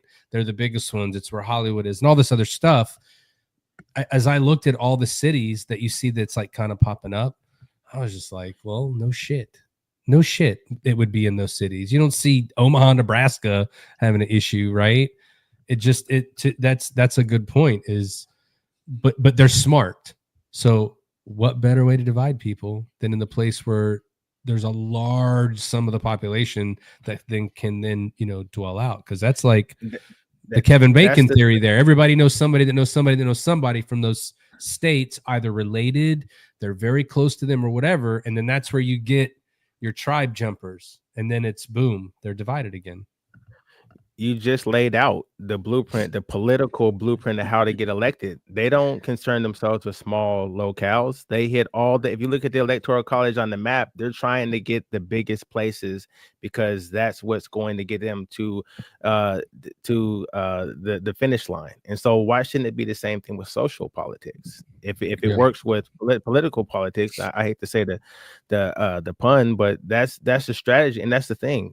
Us as people, if we don't look at what is happening in our short and our distant past and say, oh, them motherfuckers, they got us with this one, but oh, they slipped. We got a chance to see that there was a man behind that green curtain. Like, we fall back asleep and get caught up in the bullshit just so quickly, because that's just part of the human condition. What we need more empathy, and we need more of a realistic approach to how do we bring similar and dissimilar peoples together in a place where they can feel valued and have some say. Not one side has all the say, but some people have some say. I would just say, you would think we could argue that we could do that much better now than we've ever been able to do it. Information is at your fingertips. You can look up whatever you can find it. You can research it. You can look at it. Unfortunately, though, just the way technology rolls, man, algorithms and feeds, and they know what you're looking at. They know what you consume. They're going to put that in front of you. But we have access to more information than we've ever had, and no one's educated. It's all algorithms, bro. It's all algorithms. I guarantee when Ty pulls the numbers from tonight's show, we're going to have a spike. When we were ranting and raving, there's a spike, because that's what people want to see. They want to see people fighting and arguing and yelling. It's how it is. They don't want to hear people have an educated conversation and talk through issues and talk through. Well, I mean, also look at how things are arguing.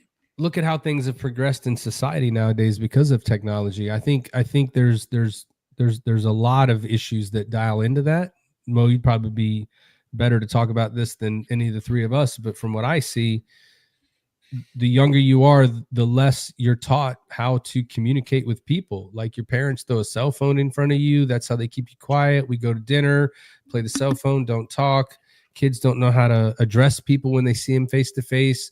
They're really nervous to talk to people, but they can go tell you that your parents should have never had you. Your dad should have pulled out. Your mom should have cut it off. You shouldn't be born, while they're playing video games. Like, I'm courageous in this headset, but when I get in front of a person, I can't even say hello.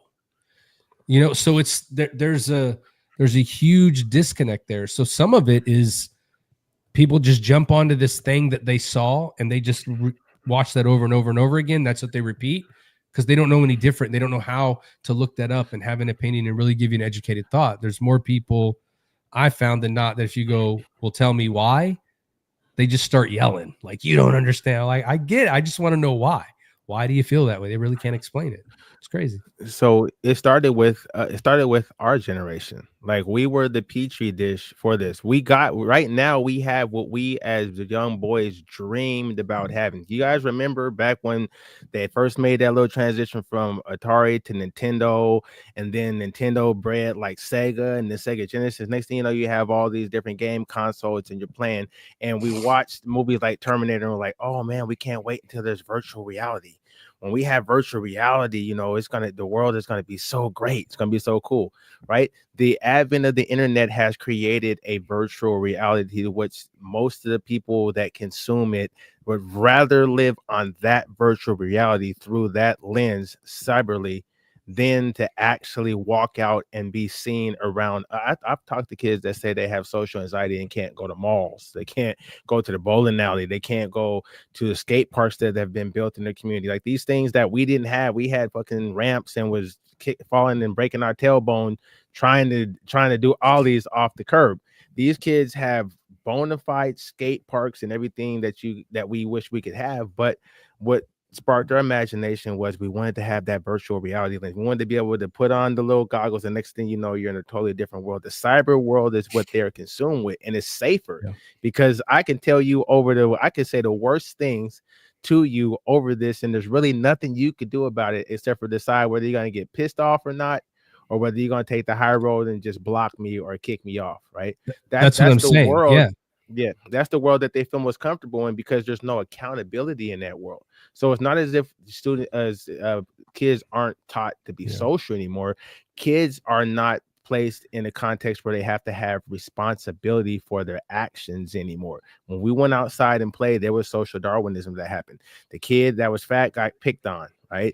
The girl that wanted to be a tomboy used to get called names, but everyone secretly liked her, right? There was a kid that probably had the worst things going on at home, but they came out and they cracked jokes because they'd rather be laughing with you than you be laughing at them. Like, those types of things are part of the human condition. But what not just social media, but what the internet digital world has allowed for us to do is to escape our bodies into this virtual reality, but also escape one of the fundamental aspects of a social contract, which is accountability and responsibility. Those two things are absent in what parents are teaching their kids. So it doesn't matter if you're 8 years old or you're 80. If you haven't been made to feel that what you say you need to be held accountable for, then you'll talk reckless.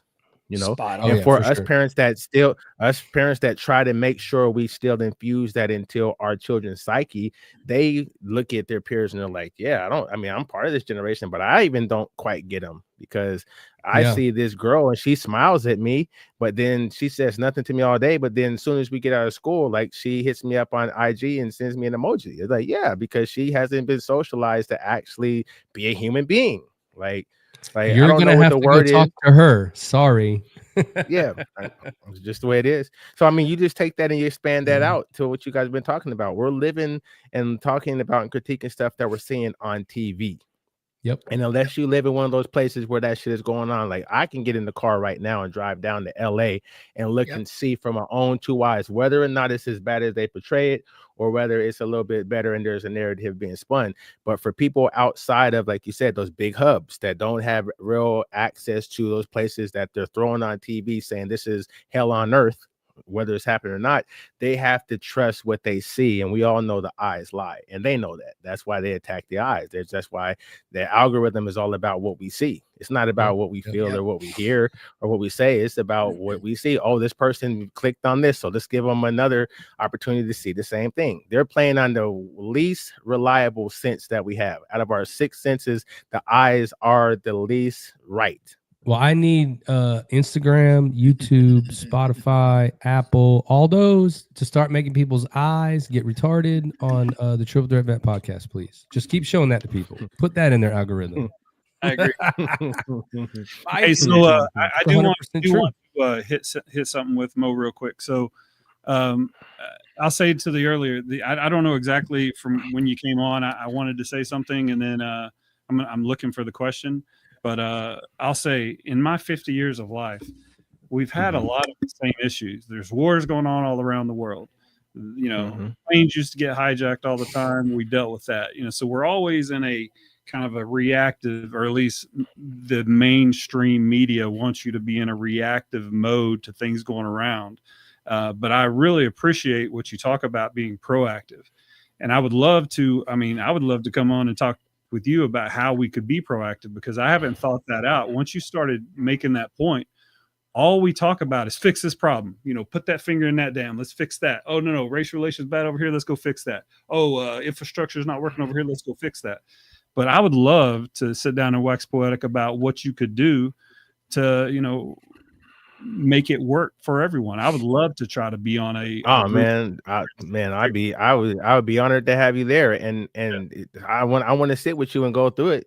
But I can still tell you, spoiler alert, it's real simple. Like the blueprint for how social change happens within this country was already etched into the Constitution and already etched into the fabric of this country as a political entity.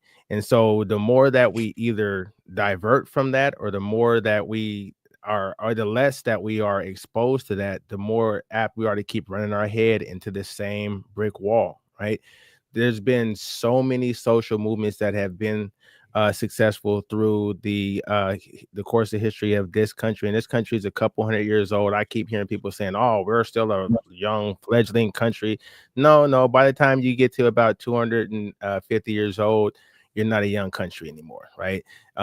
You are what you are. And so my thing is that it's important, like, as a historian, it frustrates me sometimes that people that are in my discipline don't try to connect the past to the present. They're too busy just talking about some things that happened in the past, like they're so abstract, and people get turned off and burnt out and they can't relate to it. And it's like, I'm basically just sitting here listening to someone talk about something that is meaningless. Like cycles of change happen with the same 3 or 4 core ingredients. Like, I'm not a chef, but I know there has to be like a core of ingredients that most foods are prepared with if you have a certain palate.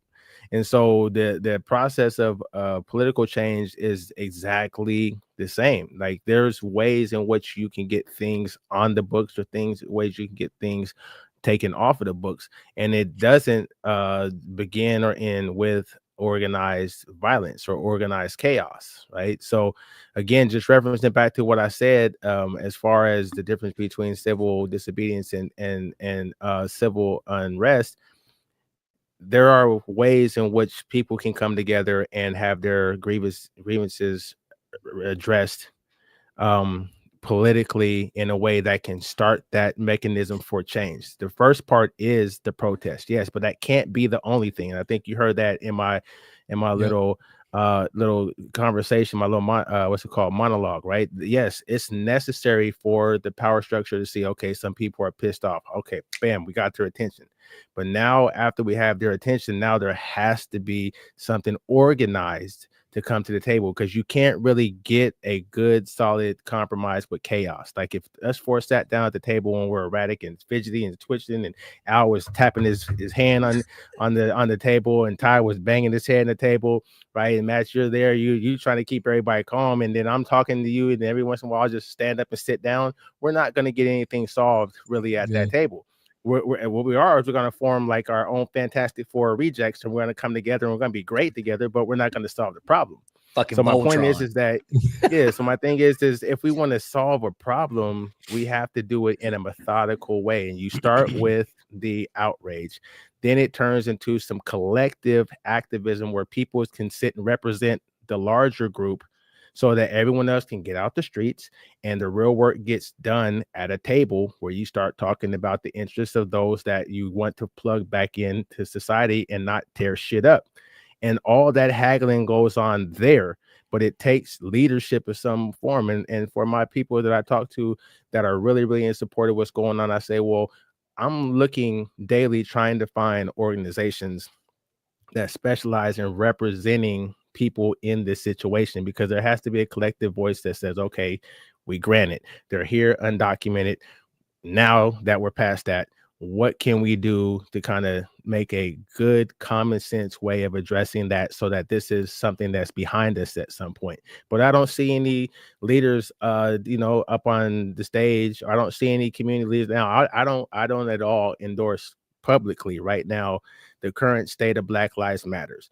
But at least what I can say is when all that helter-skelter was going on, a couple organizations came to the forefront for us to be able to look at and dissect and decide whether or not we were going to hear them out.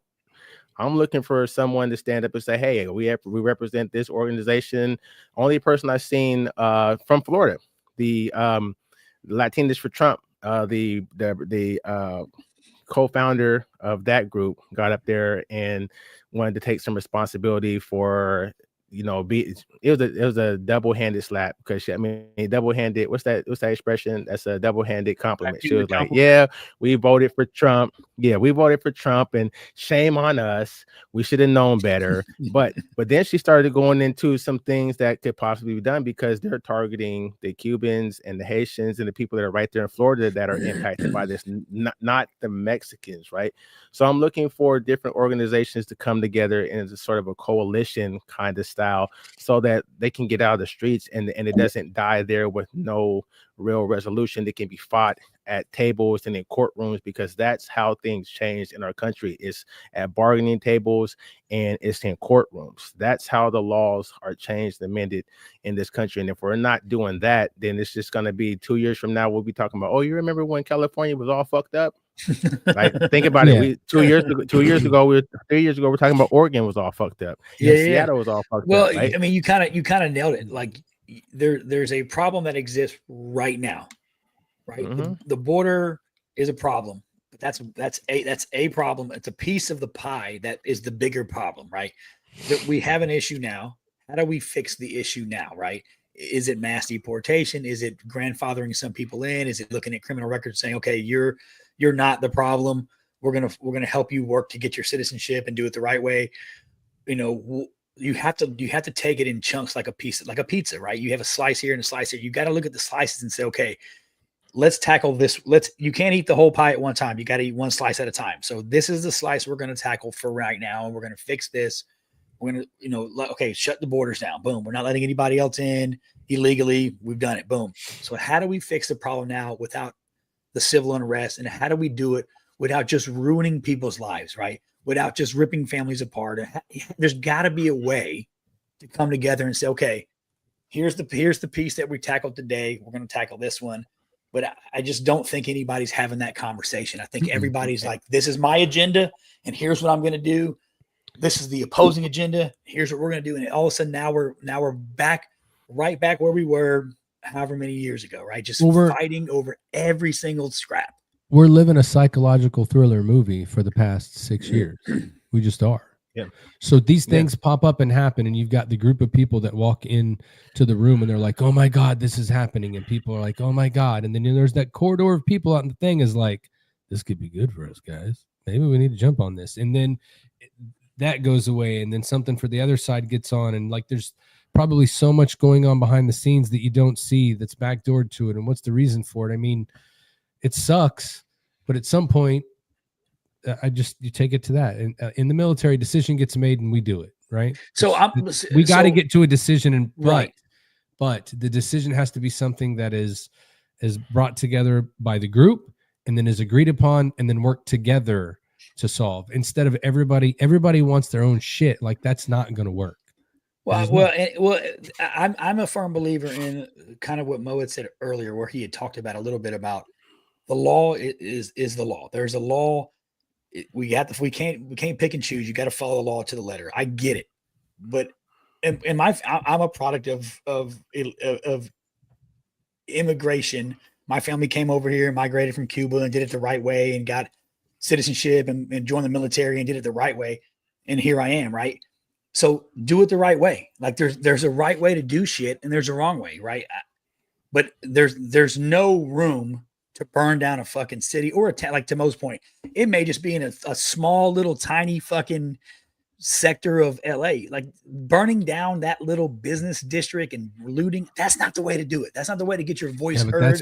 That's what gets the Big everything time turned up, and it makes it become the go ahead, Mo. What you got? You know what I mean? Go ahead, Mo. I want to tie something. I didn't want to interrupt you. I want you to get your statement out. Do your thing, bro. But here's a learning moment for all of us, right? Where we were talking about, there was a little piece that was talking about what's called ballot harvesting, when the Democratic Party was, people that support the Democratic Party were allowing there to be porous borders so that these new voters, right, could vote democratically, like it's a blue chip. The problem is, and this is why I keep tugging at this notion of, let's really look at what we are as an American society versus what we sell to the rest of the world. 20 years ago, 30 years ago, in the 80s, the Republican Party allowed for there to be porous borders because there were these individuals that came in as migrant workers that were low wage earners that would be able to be worked into the ground, literally, in order to boost up our economy, because our economy is very, very much fueled by the agricultural community, right? So in order for trickle down economics to take place, going back to a la President Reagan, right, there was a party, I won't say sanctioned, but at least they were aware that the border was porous enough for them to come in, but it served their purpose. Their purpose was to have low wage workers coming in to do these jobs that people say now no one wants to do.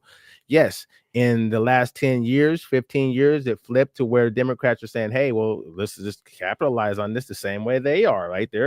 It's what's that called? Deflategate worked for the Patriots. Like, let's try something like that. So the thing is that we can't lose sight of the fact that both major parties have contributed to this issue, and just come to arrive at the conclusion, well, they knew what they were doing when they came here. They knew they were illegal. They took the chance, so they get caught. So guess what? You get deported, and hopefully you can find you another coyote to come do it again. Like, I think it's very, very unfortunate to just boil it down to saying that people have come here illegally. They know they shouldn't be here, and now they're begging to stay when they know that there are people that do it the right way. The thing is, yes, there's a right mechanism for immigration, but our country as a whole, in the name of Keynesian economics and in the name of political ballot harvesting, has created the environment where there's so many more that have proliferated our borders. So people are like me, like I was going to say, look at from Obama forward, they've got videos of Barack Obama making that speech, telling Congress and the House, I don't care what you think. If you're illegal and you shouldn't be here, you're going home. We're sending you back. So even back then they were like, no, can't do it. And then today it's like, let's do it. The problem is what do they want? Oh, I'm against that. It's never going to, like, we should be able to see eye to eye on some things, man. You know what I mean? So it's whenever it makes sense for them to take the advantage, they do it.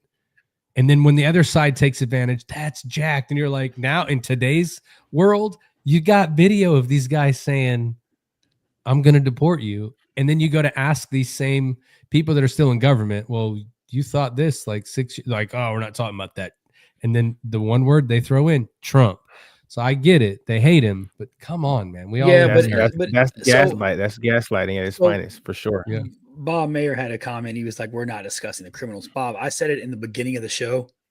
I don't know if you caught it or not, but if you come into this country illegally and you break the laws and you kill or you rape or you murder or you steal or you break the law, yes, send their ass back. I'm all for that. If you're illegal and you broke our laws and you're a criminal and you're in the prison system and my tax dollars are funding that, yes, send their asses back to the house. If you burn my flag and you trample on the Constitution, yes, send you back. I'm asking the question to everyone, saying, great. So what is the other option for the other people who they are illegal, period, but they're not breaking laws. They're working. Go back to what we did when people were immigrating to Staten Island. I'm posing the question, Bob, not because I'm saying I agree or disagree. I'm just posing the question to the universe, saying, what is the answer? What's the solution to where we do it the right way? How do we chip away at this problem without causing all these? Here's what's going to happen.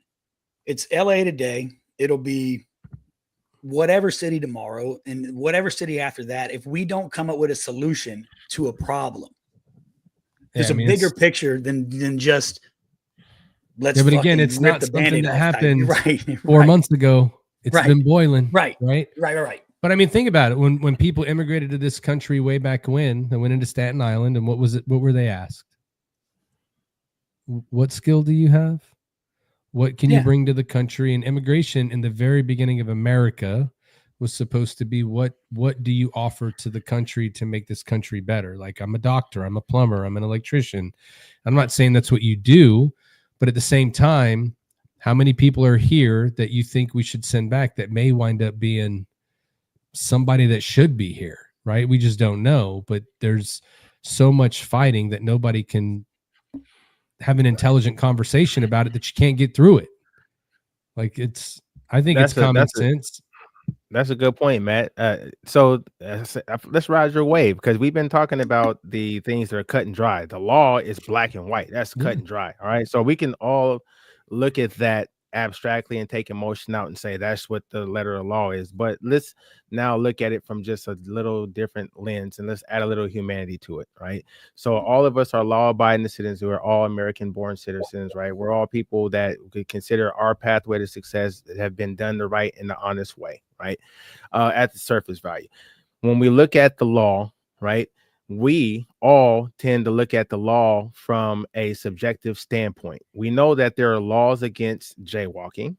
We know there's a law against failing to signal before you turn. We know that there are laws for speeding. We know that there's laws for actually having 2% of a tint on your windows, or having your front or side windows tinted in states where that's against the law, right? So I say it to say, we all on a daily basis negotiate if we're going to follow every single law based on what we think the impact is going to be to others and the convenience of ourselves, right or wrong. Right. 100%. Nope.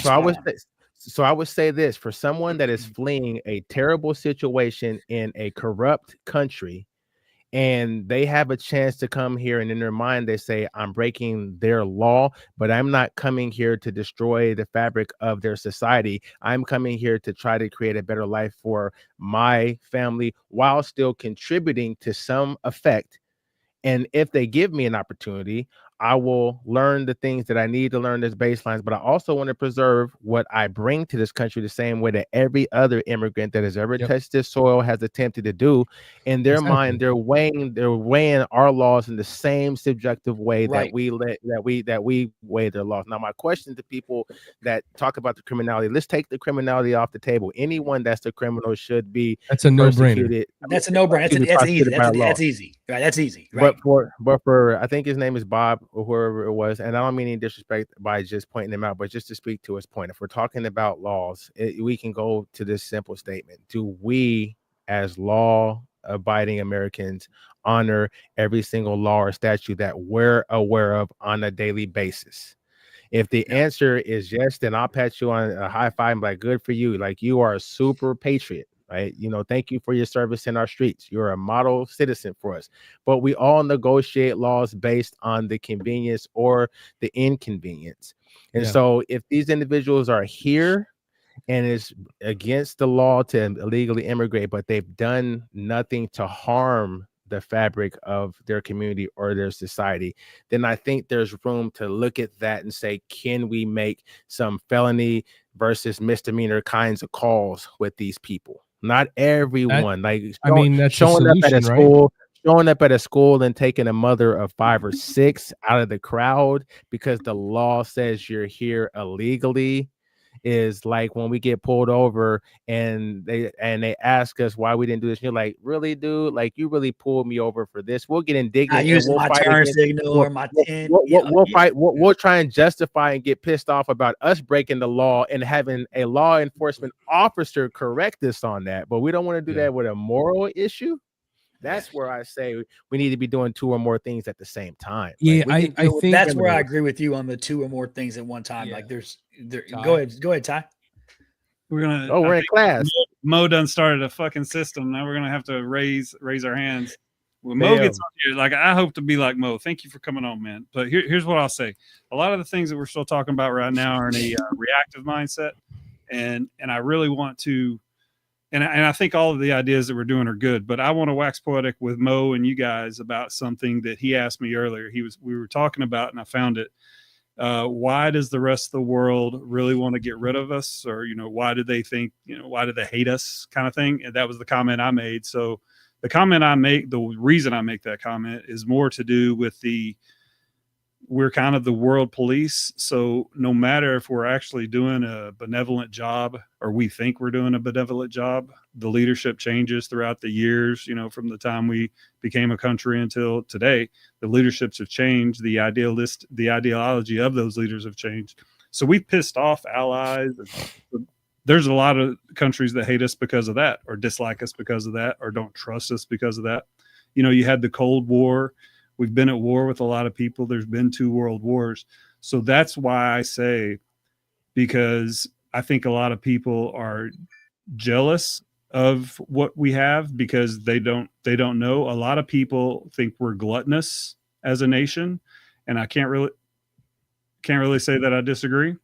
And then we also, we have the issues to where we're to the point now to where Donald Trump got elected.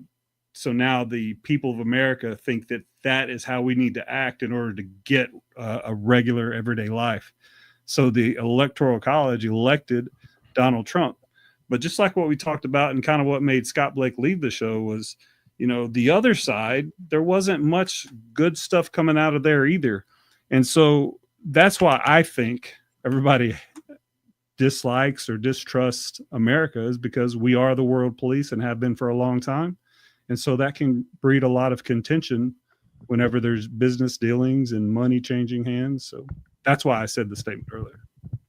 No, you know what? I just wanted you to be able to flesh it out because I'm on board with everything. There's nothing that you've said that I haven't. But add to it, like, wrap it up for me. Like, is that an intelligent enough? Because I really want to get into how I think we should handle the immigration, because there's a website out now to where I think it was Christy Nome that said this too. She said, if you're here illegally, go to this website, register, you may be able to come back, that whole commercial, which I don't like the tone of the commercial, but if you just listen to the actual what they say, I think if everyone that's illegal registers, I think we're a nation that has such technological advances. Bats and hide systems were prevalent back in the early 2000s, and they were pretty instantaneous with fucking terrible people in the world. So if someone's on a terrorist watch list, I'm sure that we could adjudicate that. If we, everyone sign up on the website, if we find you, they'll adjudicate you. I think we're capable of that. I think that is something that we can get to pretty quickly, because judges, everything can be done with a FaceTime or a Zoom that quick. So I think there's a definite way that we can have an amnesty period, whatever you want to call it, to where if someone, like Matt said, if someone says, I can do this for the country, I have this from, okay, I've got another point too. Canada, United States, and Mexico need to get together. Let's shelf that for a second. But so I think the people that are coming to this country, I want all kinds of people here. I want to go to Mars. I want to terraform Mars. This is what I want to see the human race do, not me. I'm just a knuckle dragging dude from Corbin, Kentucky, but I want to see the human race do this. You know what I'm saying? So I think that we can get to a hardcore, this is the way we can fix a lot of things if we just put that infrastructure in place. We can adjudicate shit very quickly. I think the lawyers and that whole red tape process, that's what slows a lot of this stuff down, because we have people that are on death row for 20 something years. Let's adjudicate this stuff. We're intelligent ass people that have been to the moon. Like, we can adjudicate if somebody did something or not pretty quickly. Well, I mean, if it's important enough to us, we will do that, right? That's going to be the key kicker, right? Yes, the other part of that too, though, just to bring it back a little bit, is it's funny you bring up we're the world's police, because when I was having the conversation with Cole, we're watching stuff on TV, and I was just talking with him about it.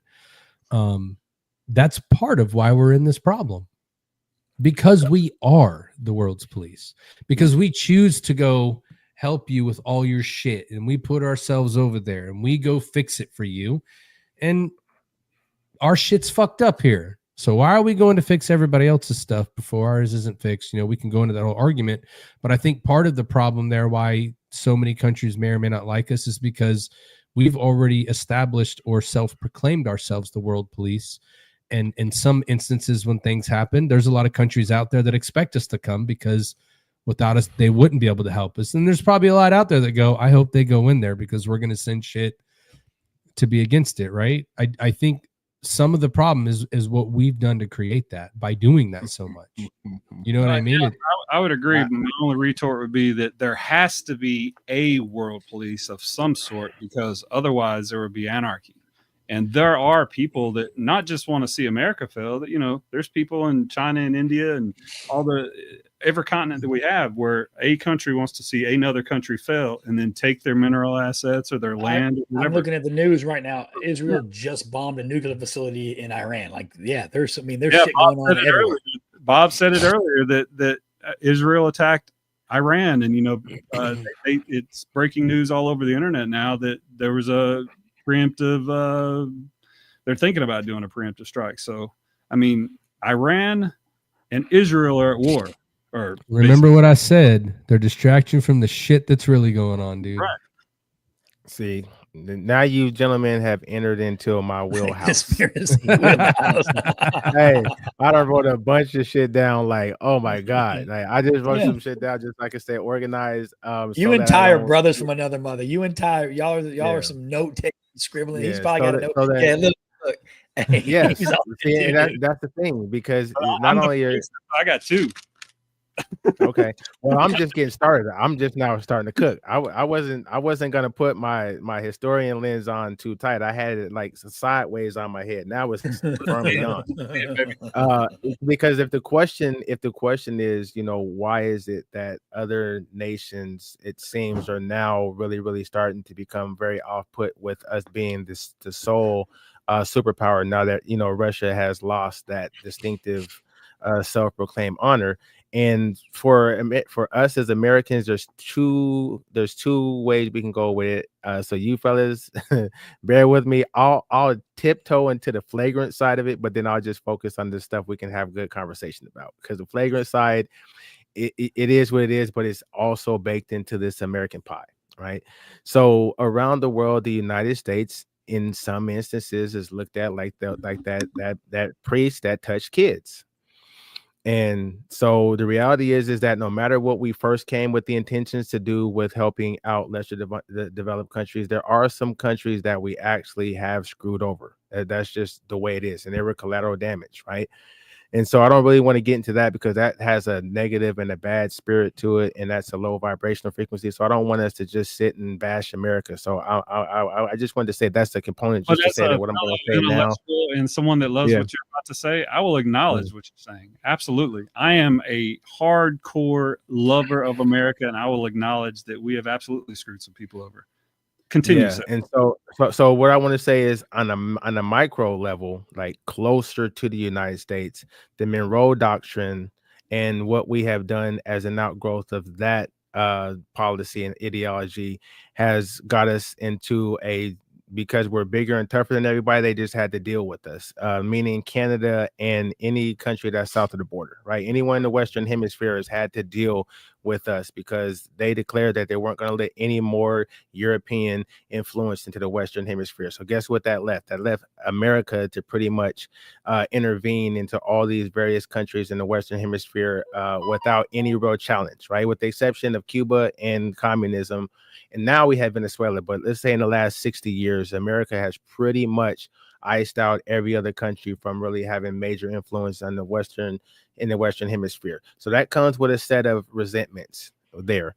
But then the Cold War, as was referenced here, is really what has got us into a little bit more of a global hot water, because just call it what it is. The United States and Russia decided that they were going to have the Book of Job. They were going to play God and devil in each and every country's development, and either try to steer them towards the American ideologies of how to set up a country or communist Russia ideologies of how to set up a country.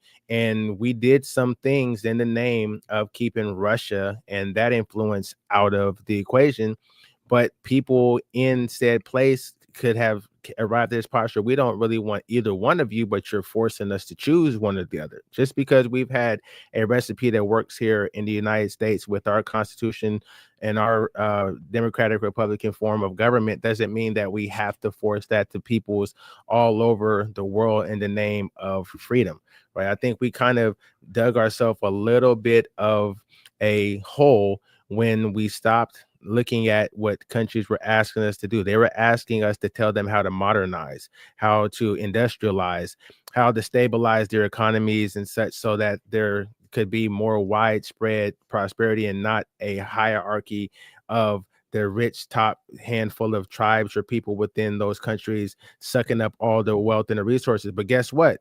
That's what happens in America, right? We just package that different.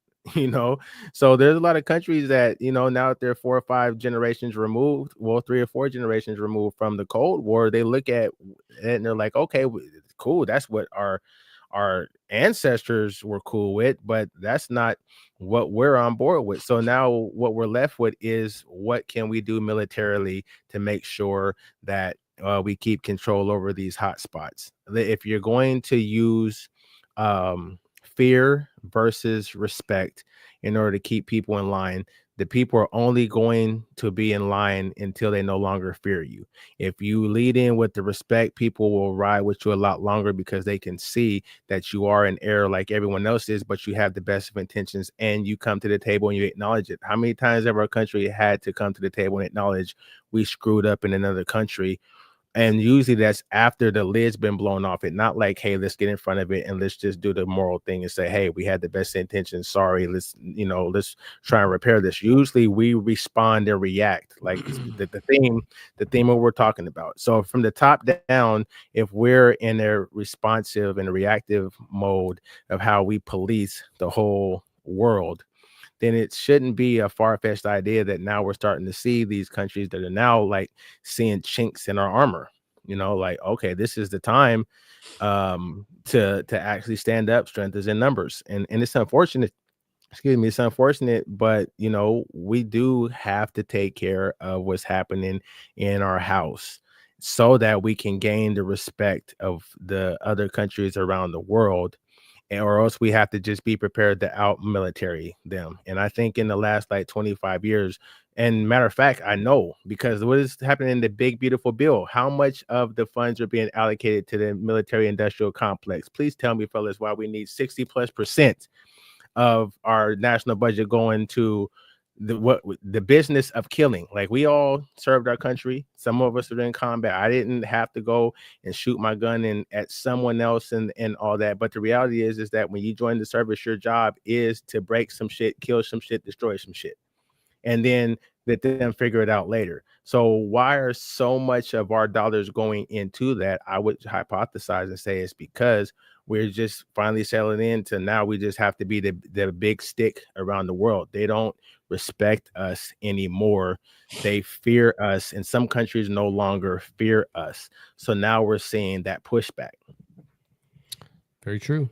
It's hard to argue, right?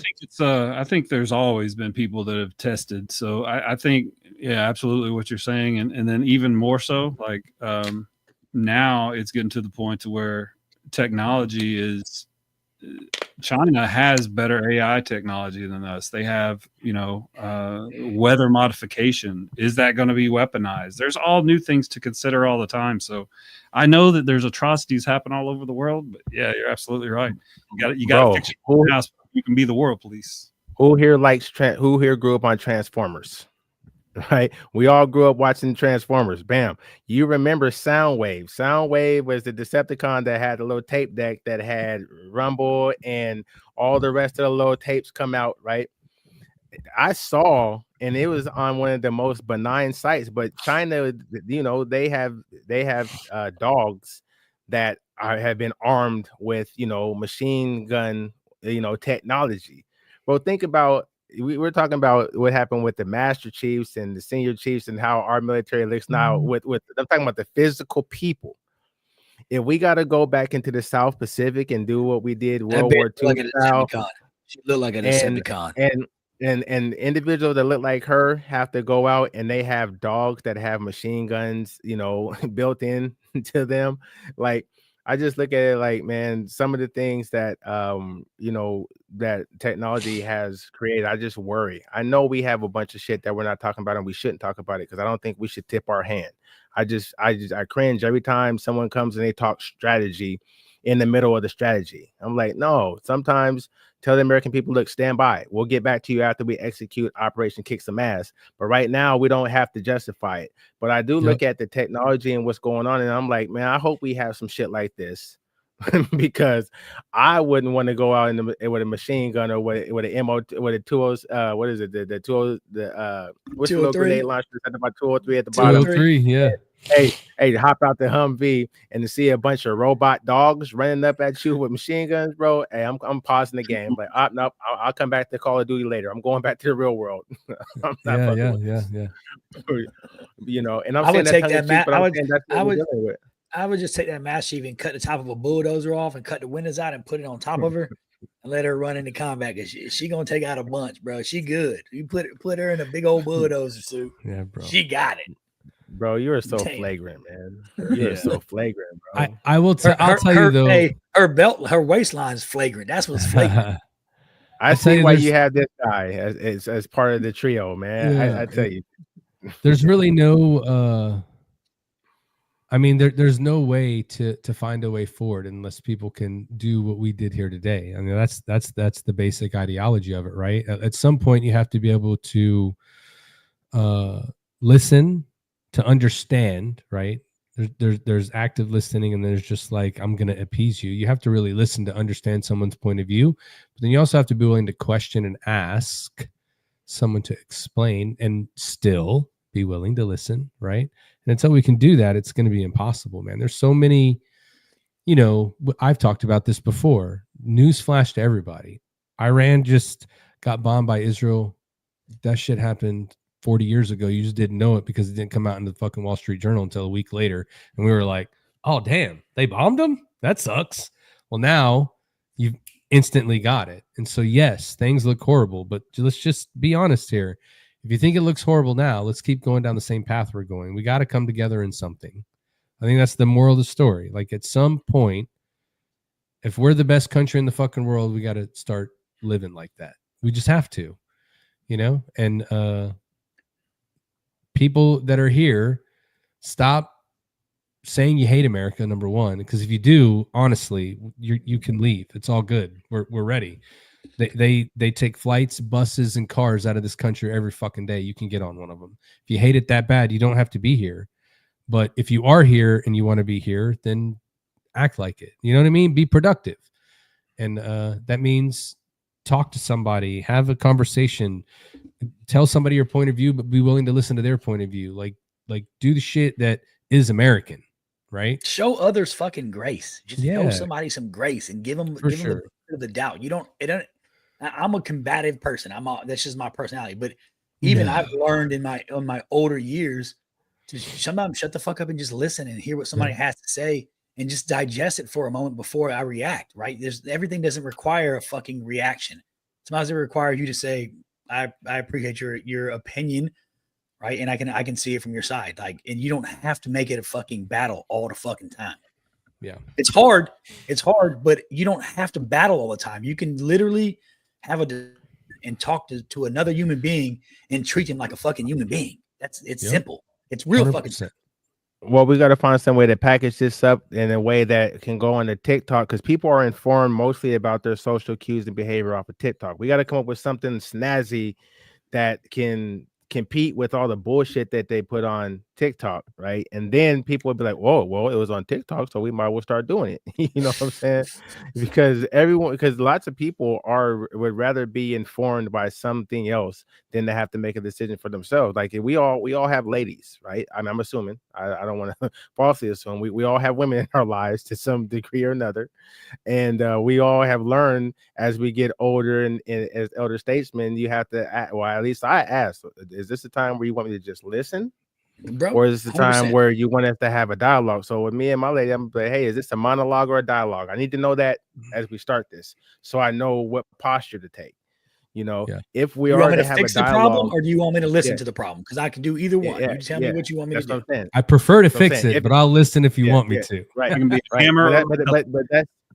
But I'm saying that's the ownership that has to be taken in the different. If it's a monologue, you have to restrain from trying to fix, because the goal is just for them to vent it out, right? But if it's a dialogue, both parties have to be willing to listen and speak. And Matt, you hit the nail on the head. Most people come into a conversation or a conflict or confrontation not wanting to listen. They just want to be heard. And that's unfair to have someone talk your face off and then you not be able to get a word in edgewise, right? So like I said, we need to package something that says, hey, let me know, is it a monologue or a dialogue? Like, I think going into the conversation with all parties involved agreeing with what the precepts of the conversation is could help things out a whole lot, because when I see somebody troll me, I take a totally different posture than if I don't detect it. If I don't detect it, I'm not immune to it, and I'll get pissed off like anyone else is. But when I see it coming, I'm like, oh, there's nothing you can say, right? As a matter of fact, that was funny as hell. That was funny as shit. Like, sometimes my students, they'll say something that's funny, and they're looking at me like, oh shit, I just said that you probably made the big black guy mad. But I'm like, no, I can laugh about that shit. I'll tell them, like, no, that was funny. I agree, that was funny. But here goes my rebuttal, and I say something back to them, and I'm like, hey, if you can't take it, don't dish it. But I think that's what's absent. I think you gentlemen, every single show, you are like the models of how you are able to express and get off all your thoughts. But everyone is leaning into the mic, listening so that they can understand in order to better respond. Like, you all do that on this show, time in and time out. And so, like I said, you guys have a responsibility. You've already birthed another podcast-esque type of thing going on. So you guys are at the point now in your careers where you now have to start opening up and birthing more. Like a millionaire is a millionaire by success, but after that, the only other way they can be a success is if they make another millionaire. So gentlemen, you can't call it podcast-esque anymore. It's a motherfucking podcast. For Well, real. I mean, we're still in the process of getting it all. Look, man, you guys got bells and whistles, and you Hey, guys got listen. different backgrounds, and you guys got handsome nicknames and all kind of fucking pseudo names and Yeah, but what do you? personalities. And We're a bunch of idiots. You What's gotta, the you name guys of? Tell everybody now. What's the name of your podcast? So the name of it is We're Talking to You. It was going to be I'm Talking to You, but somebody already has that copyright and trademark. So we're Talking to You is the name of the podcast. And so it's simply that. It's talking to you with the intention of sparking some sort of idea or consideration within you so that now you can take this and you can talk back to us or talk to somebody else about it. So that's the catchy name. But we aspire to have you guys this WWE style of shit going on because we grew up watching wrestling, and we all know, like, when the dude wants to throw you against the ropes, they nod to you. Like the average fan doesn't understand it's all scripted. Like, but for us, we know that when Hulk Hogan wanted to drop the leg drop, he had to throw the dude off the ropes first and then hit him with the elbow, and the dude falls down, and the dude has to lay there for 15 seconds while he runs to the ropes and then flexes a little bit, then does this and then runs back to the rope and then drop the leg, right? Are you saying that shit wasn't real? It's real, but it's scripted. It's scripted is what I'm saying. That's the term. All I'm gonna say though, in your whole there ain't nothing scripted. Right? Professional wrestling. Your whole description just now, you didn't say podcast-esque. I'm proud of you, buddy. When is your show, Mo? When you go live? You record? What do you got? When's your platform? So, where can we find you? What days? When can we find you? Okay, so we're not there yet. Where we are at is, well, the only hang up is we're still in the process of getting our moderator. We had a couple of moderators fell through, ideologically speaking, so we're still trying to do that. But we got all the information, and we plan on bringing it out through Spotify.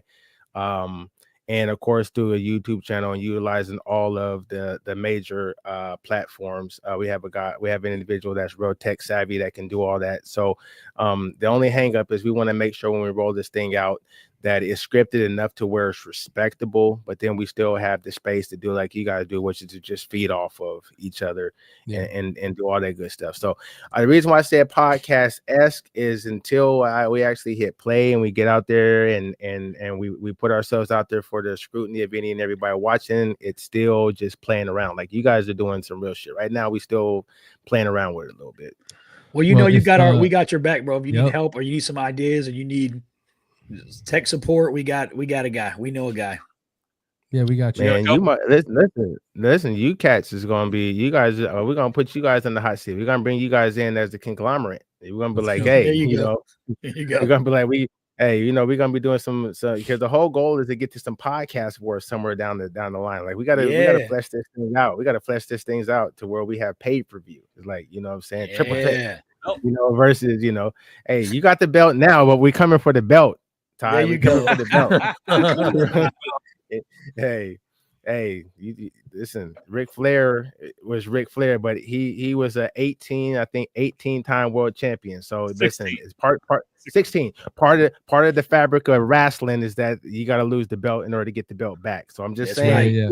Right. That's right. Well, I just want to tell you, Mo, I'm overly fucking excited to see that you guys are doing a podcast. I'm very happy to see that because of just of who you are. You can have a conversation, you can educate people, you can, just as you've done today, you can help people see a point of view that, I don't think all the time the point of view that you tell is your exact point of view, but I don't think people get that. I just think that you're telling it from a perspective of I've looked at this from all sides and this is what I see. But I know that there's times where you're saying this is how it is and you probably don't agree with it, but you're that kind of a stand-up person that you're like, I'm looking at it from all those angles. So I really appreciate that. I can't wait for the podcast to come out. And if there's ever anything we can do to help you, just gotta let us know. No, I appreciate you guys' support, man. I appreciate. Listen, I view you three as brothers in the struggle. Yep. You know what I'm saying? And we got way more similarities than we have differences. And so I don't have a problem with at all, giving you guys your flowers, because I don't think that flowers have to be reserved for, for pop culturalism. I think that what you guys are doing, just coming together and having an idea and saying, you know what, we're going to put this shit together and then actually do it and it hit like it's hit, that is what I consider to be greatness, right? So, when I get up in the morning, I tell myself, and I'll tell my lady too, when I call to wake her up for the gym, I say, hey, you know what? Let's get up. It's time to go be great. I don't think that greatness is just reserved for people that go down in history. I think we could be doing great things in so many different spaces on a daily basis. So I think you guys are doing a great job at being a voice and a platform for people like me and others to come in and just feel so comfortable with just talking about some things that most intellectuals sit and rattle their fists and cut each other out, and they storm out. They can't even sit down for 2 hours and have a conversation because they think they're the fucking moral authority and they're the smartest person in the room. So when they get challenged, they get defensive, and the next thing you know, they're walking off the set. I haven't seen anyone on you guys' platform get that agitated or walk up the session. You got to do a good job of, setting the table so that everyone, regardless of their background and their story, feels comfortable to stay here and share their story. And so I'm an extension of you guys. So anything that I do in this particular space moving forward, I will be able to reflect back and be like, hey, there was a point in time where I didn't really think that what I had to say had that much value, but these gentlemen made me feel like it was the most important thing that had to be heard. And that's the type of thing that we should be doing to everyone. That's how we solve the problem, right? All right, guys, we're done. Mission accomplished. 100%. You just described why we do this in one sentence. Yep, exactly. Yeah, that's good, damn. That's our new mission statement. But no, that's always been the mission. Is everybody's got something to say, bro? So and if you want to say it, let's go. Yeah. So I just texted Ty and Matt a little bit ago, and we're gonna bring your boy Sumis on. We're gonna get him on here, bro. Yeah, get that dude on, man. Yeah, we got to get him on, man. Well, I'm just gonna tell you. That's my guy. That's my guy. He's a co-host on the show that we put together. And all I can say is that he's a taller version of our hero. So he's awesome, man.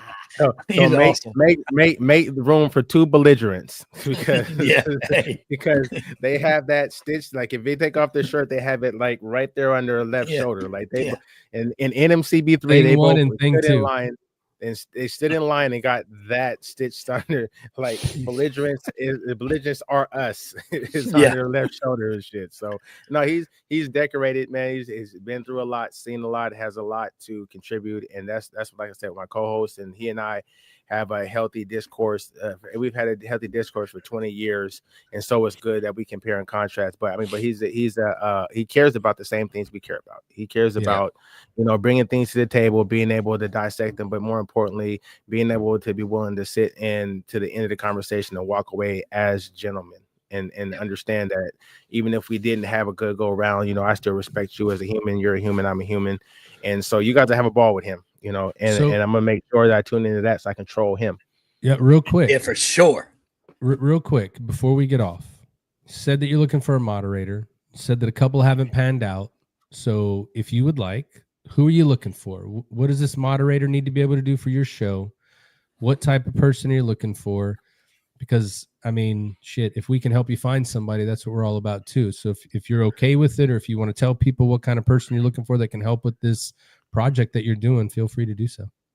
Yeah, so I mean, it's real simple. Like we're looking for somebody that has professional swag. We're not looking for a tightwad or somebody that's too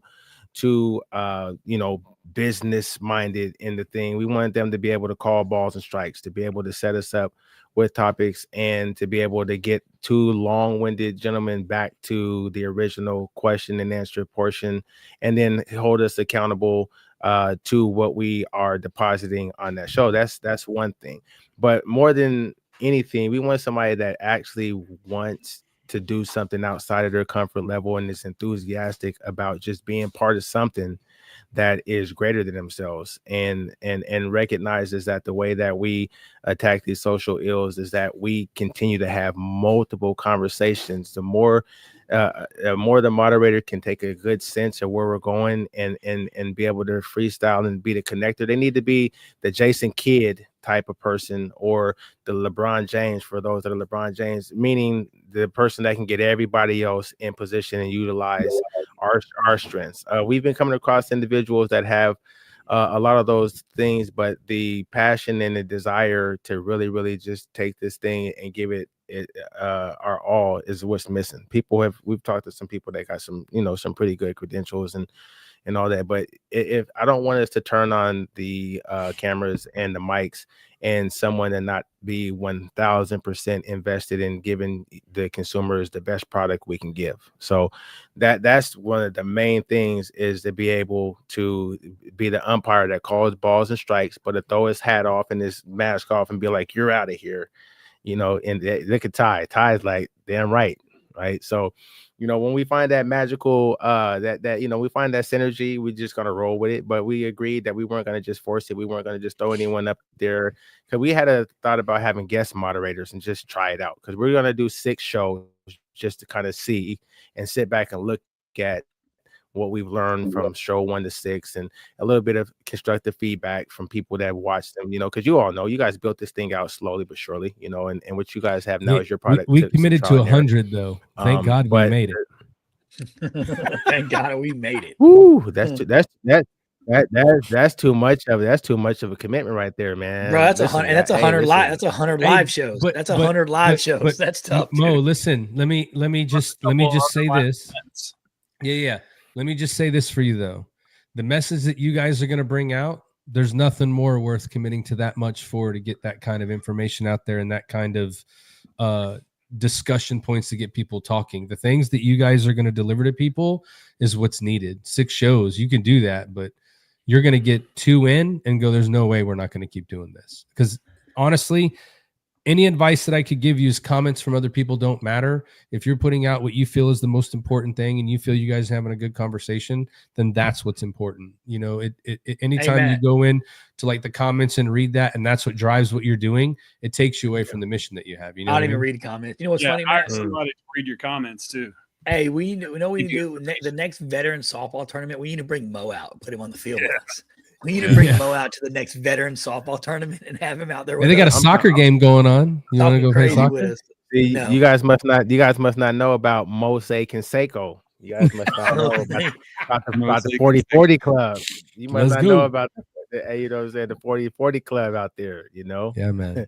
when I was growing up, we had Mark McGuire and Jose Canseco on the team. So yeah, exactly. I got to, bro. We went to one event and I got to meet one of my heroes in baseball was Roger Clemens. He was out there pitching. Like, they let Roger Clemens pitch. It was freaking awesome. And he was like, these veterans get out of line, I'm gonna throw a heater right up at their chin. And he did through one, and I was like, ooh. Was he still on steroids? Was he still jacked? Yeah, bro, you gotta be. He looked like he hit. He can still hit a ball.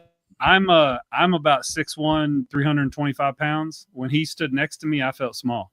I mean, he's about 6'4", but he's still He's still He was awesome. Yeah. And he pulled off and threw a softball about 85 miles an hour, straight down the middle. Well, all right. So here's why. Yeah, go ahead. Go ahead. No, I was just gonna say, here's where I have to, for the integrity of the sport, here's where I have to say that I'm not a great softball player, but I could talk with the best of them. So I might get struck out. It might be whiff. No, bro, you can't. Don't worry, you can't be worse than Paul Wall. Paul Wall was the worst. Paul Wall is the worst. Hey, you know the reason Paul Wall struck out is he kept smiling at the pitcher, and his grill was like causing him vision problems. Paul Wall is the worst. Is the worst. Look, we got him on video trying to explain how good he was at striking. Yeah, I interviewed him on the field. I was like, bro, can you explain what happened? He was like, I don't even know. Like, I suck. I played T-ball. Like, he was horrible. Oh my God, man. Well, anytime, like, again, you could see, like, if we're talking about some stuff and you come in, you got a good viewpoint. We're happy to have you in anytime you want to come on, brother. I'm excited to see future for you, man.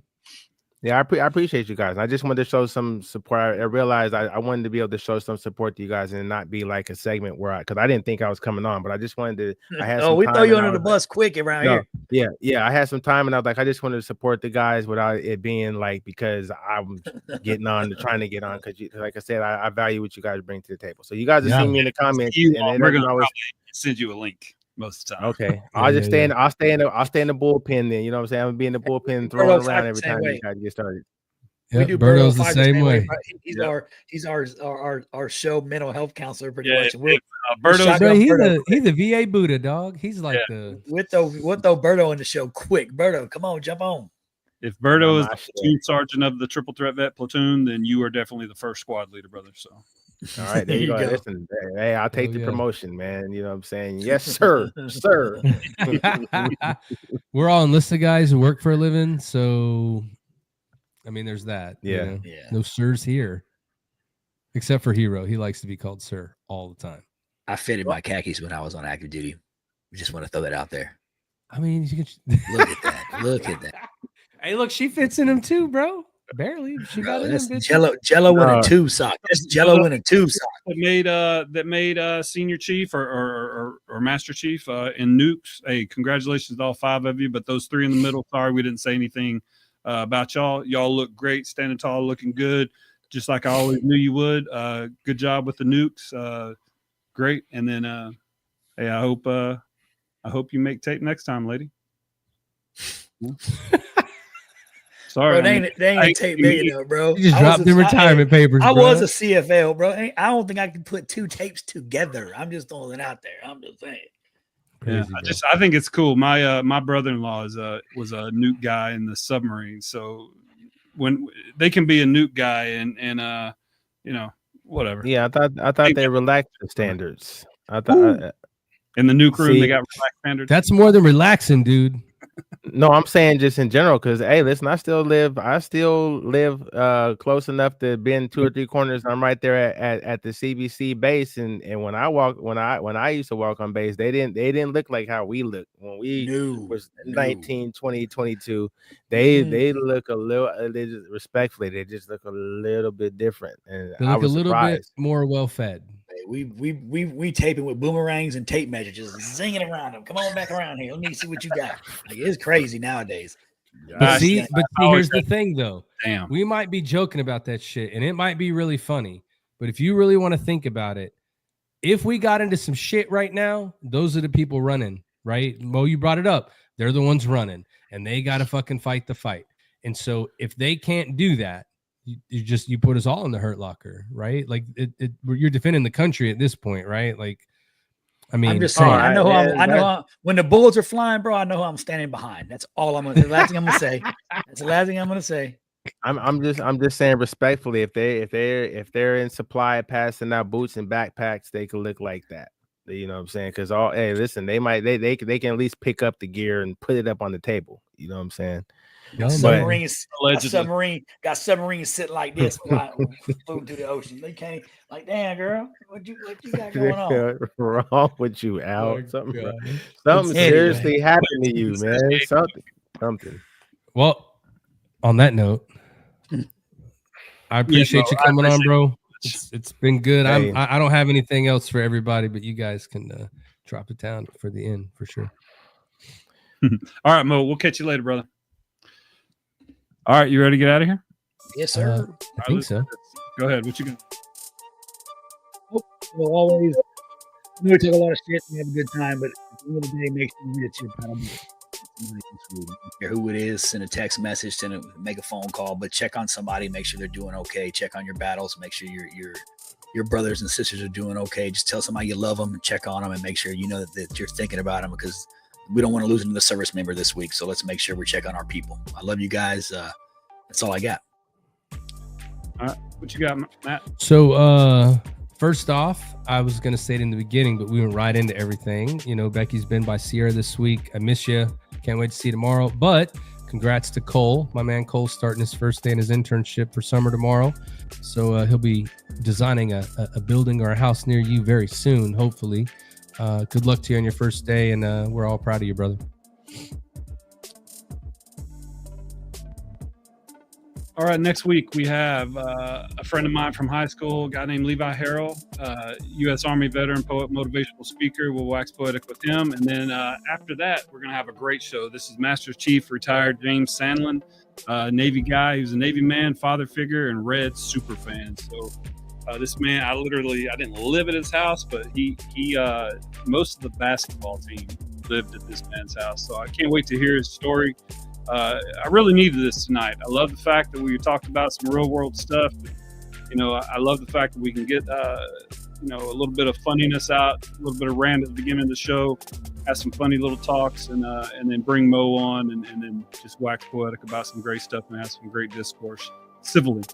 Until next time, you know, we're always here every Thursday at 7 p.m. Triple Threat Bet Podcast. Thank you for watching on TikTok. Thank you for watching on YouTube Live.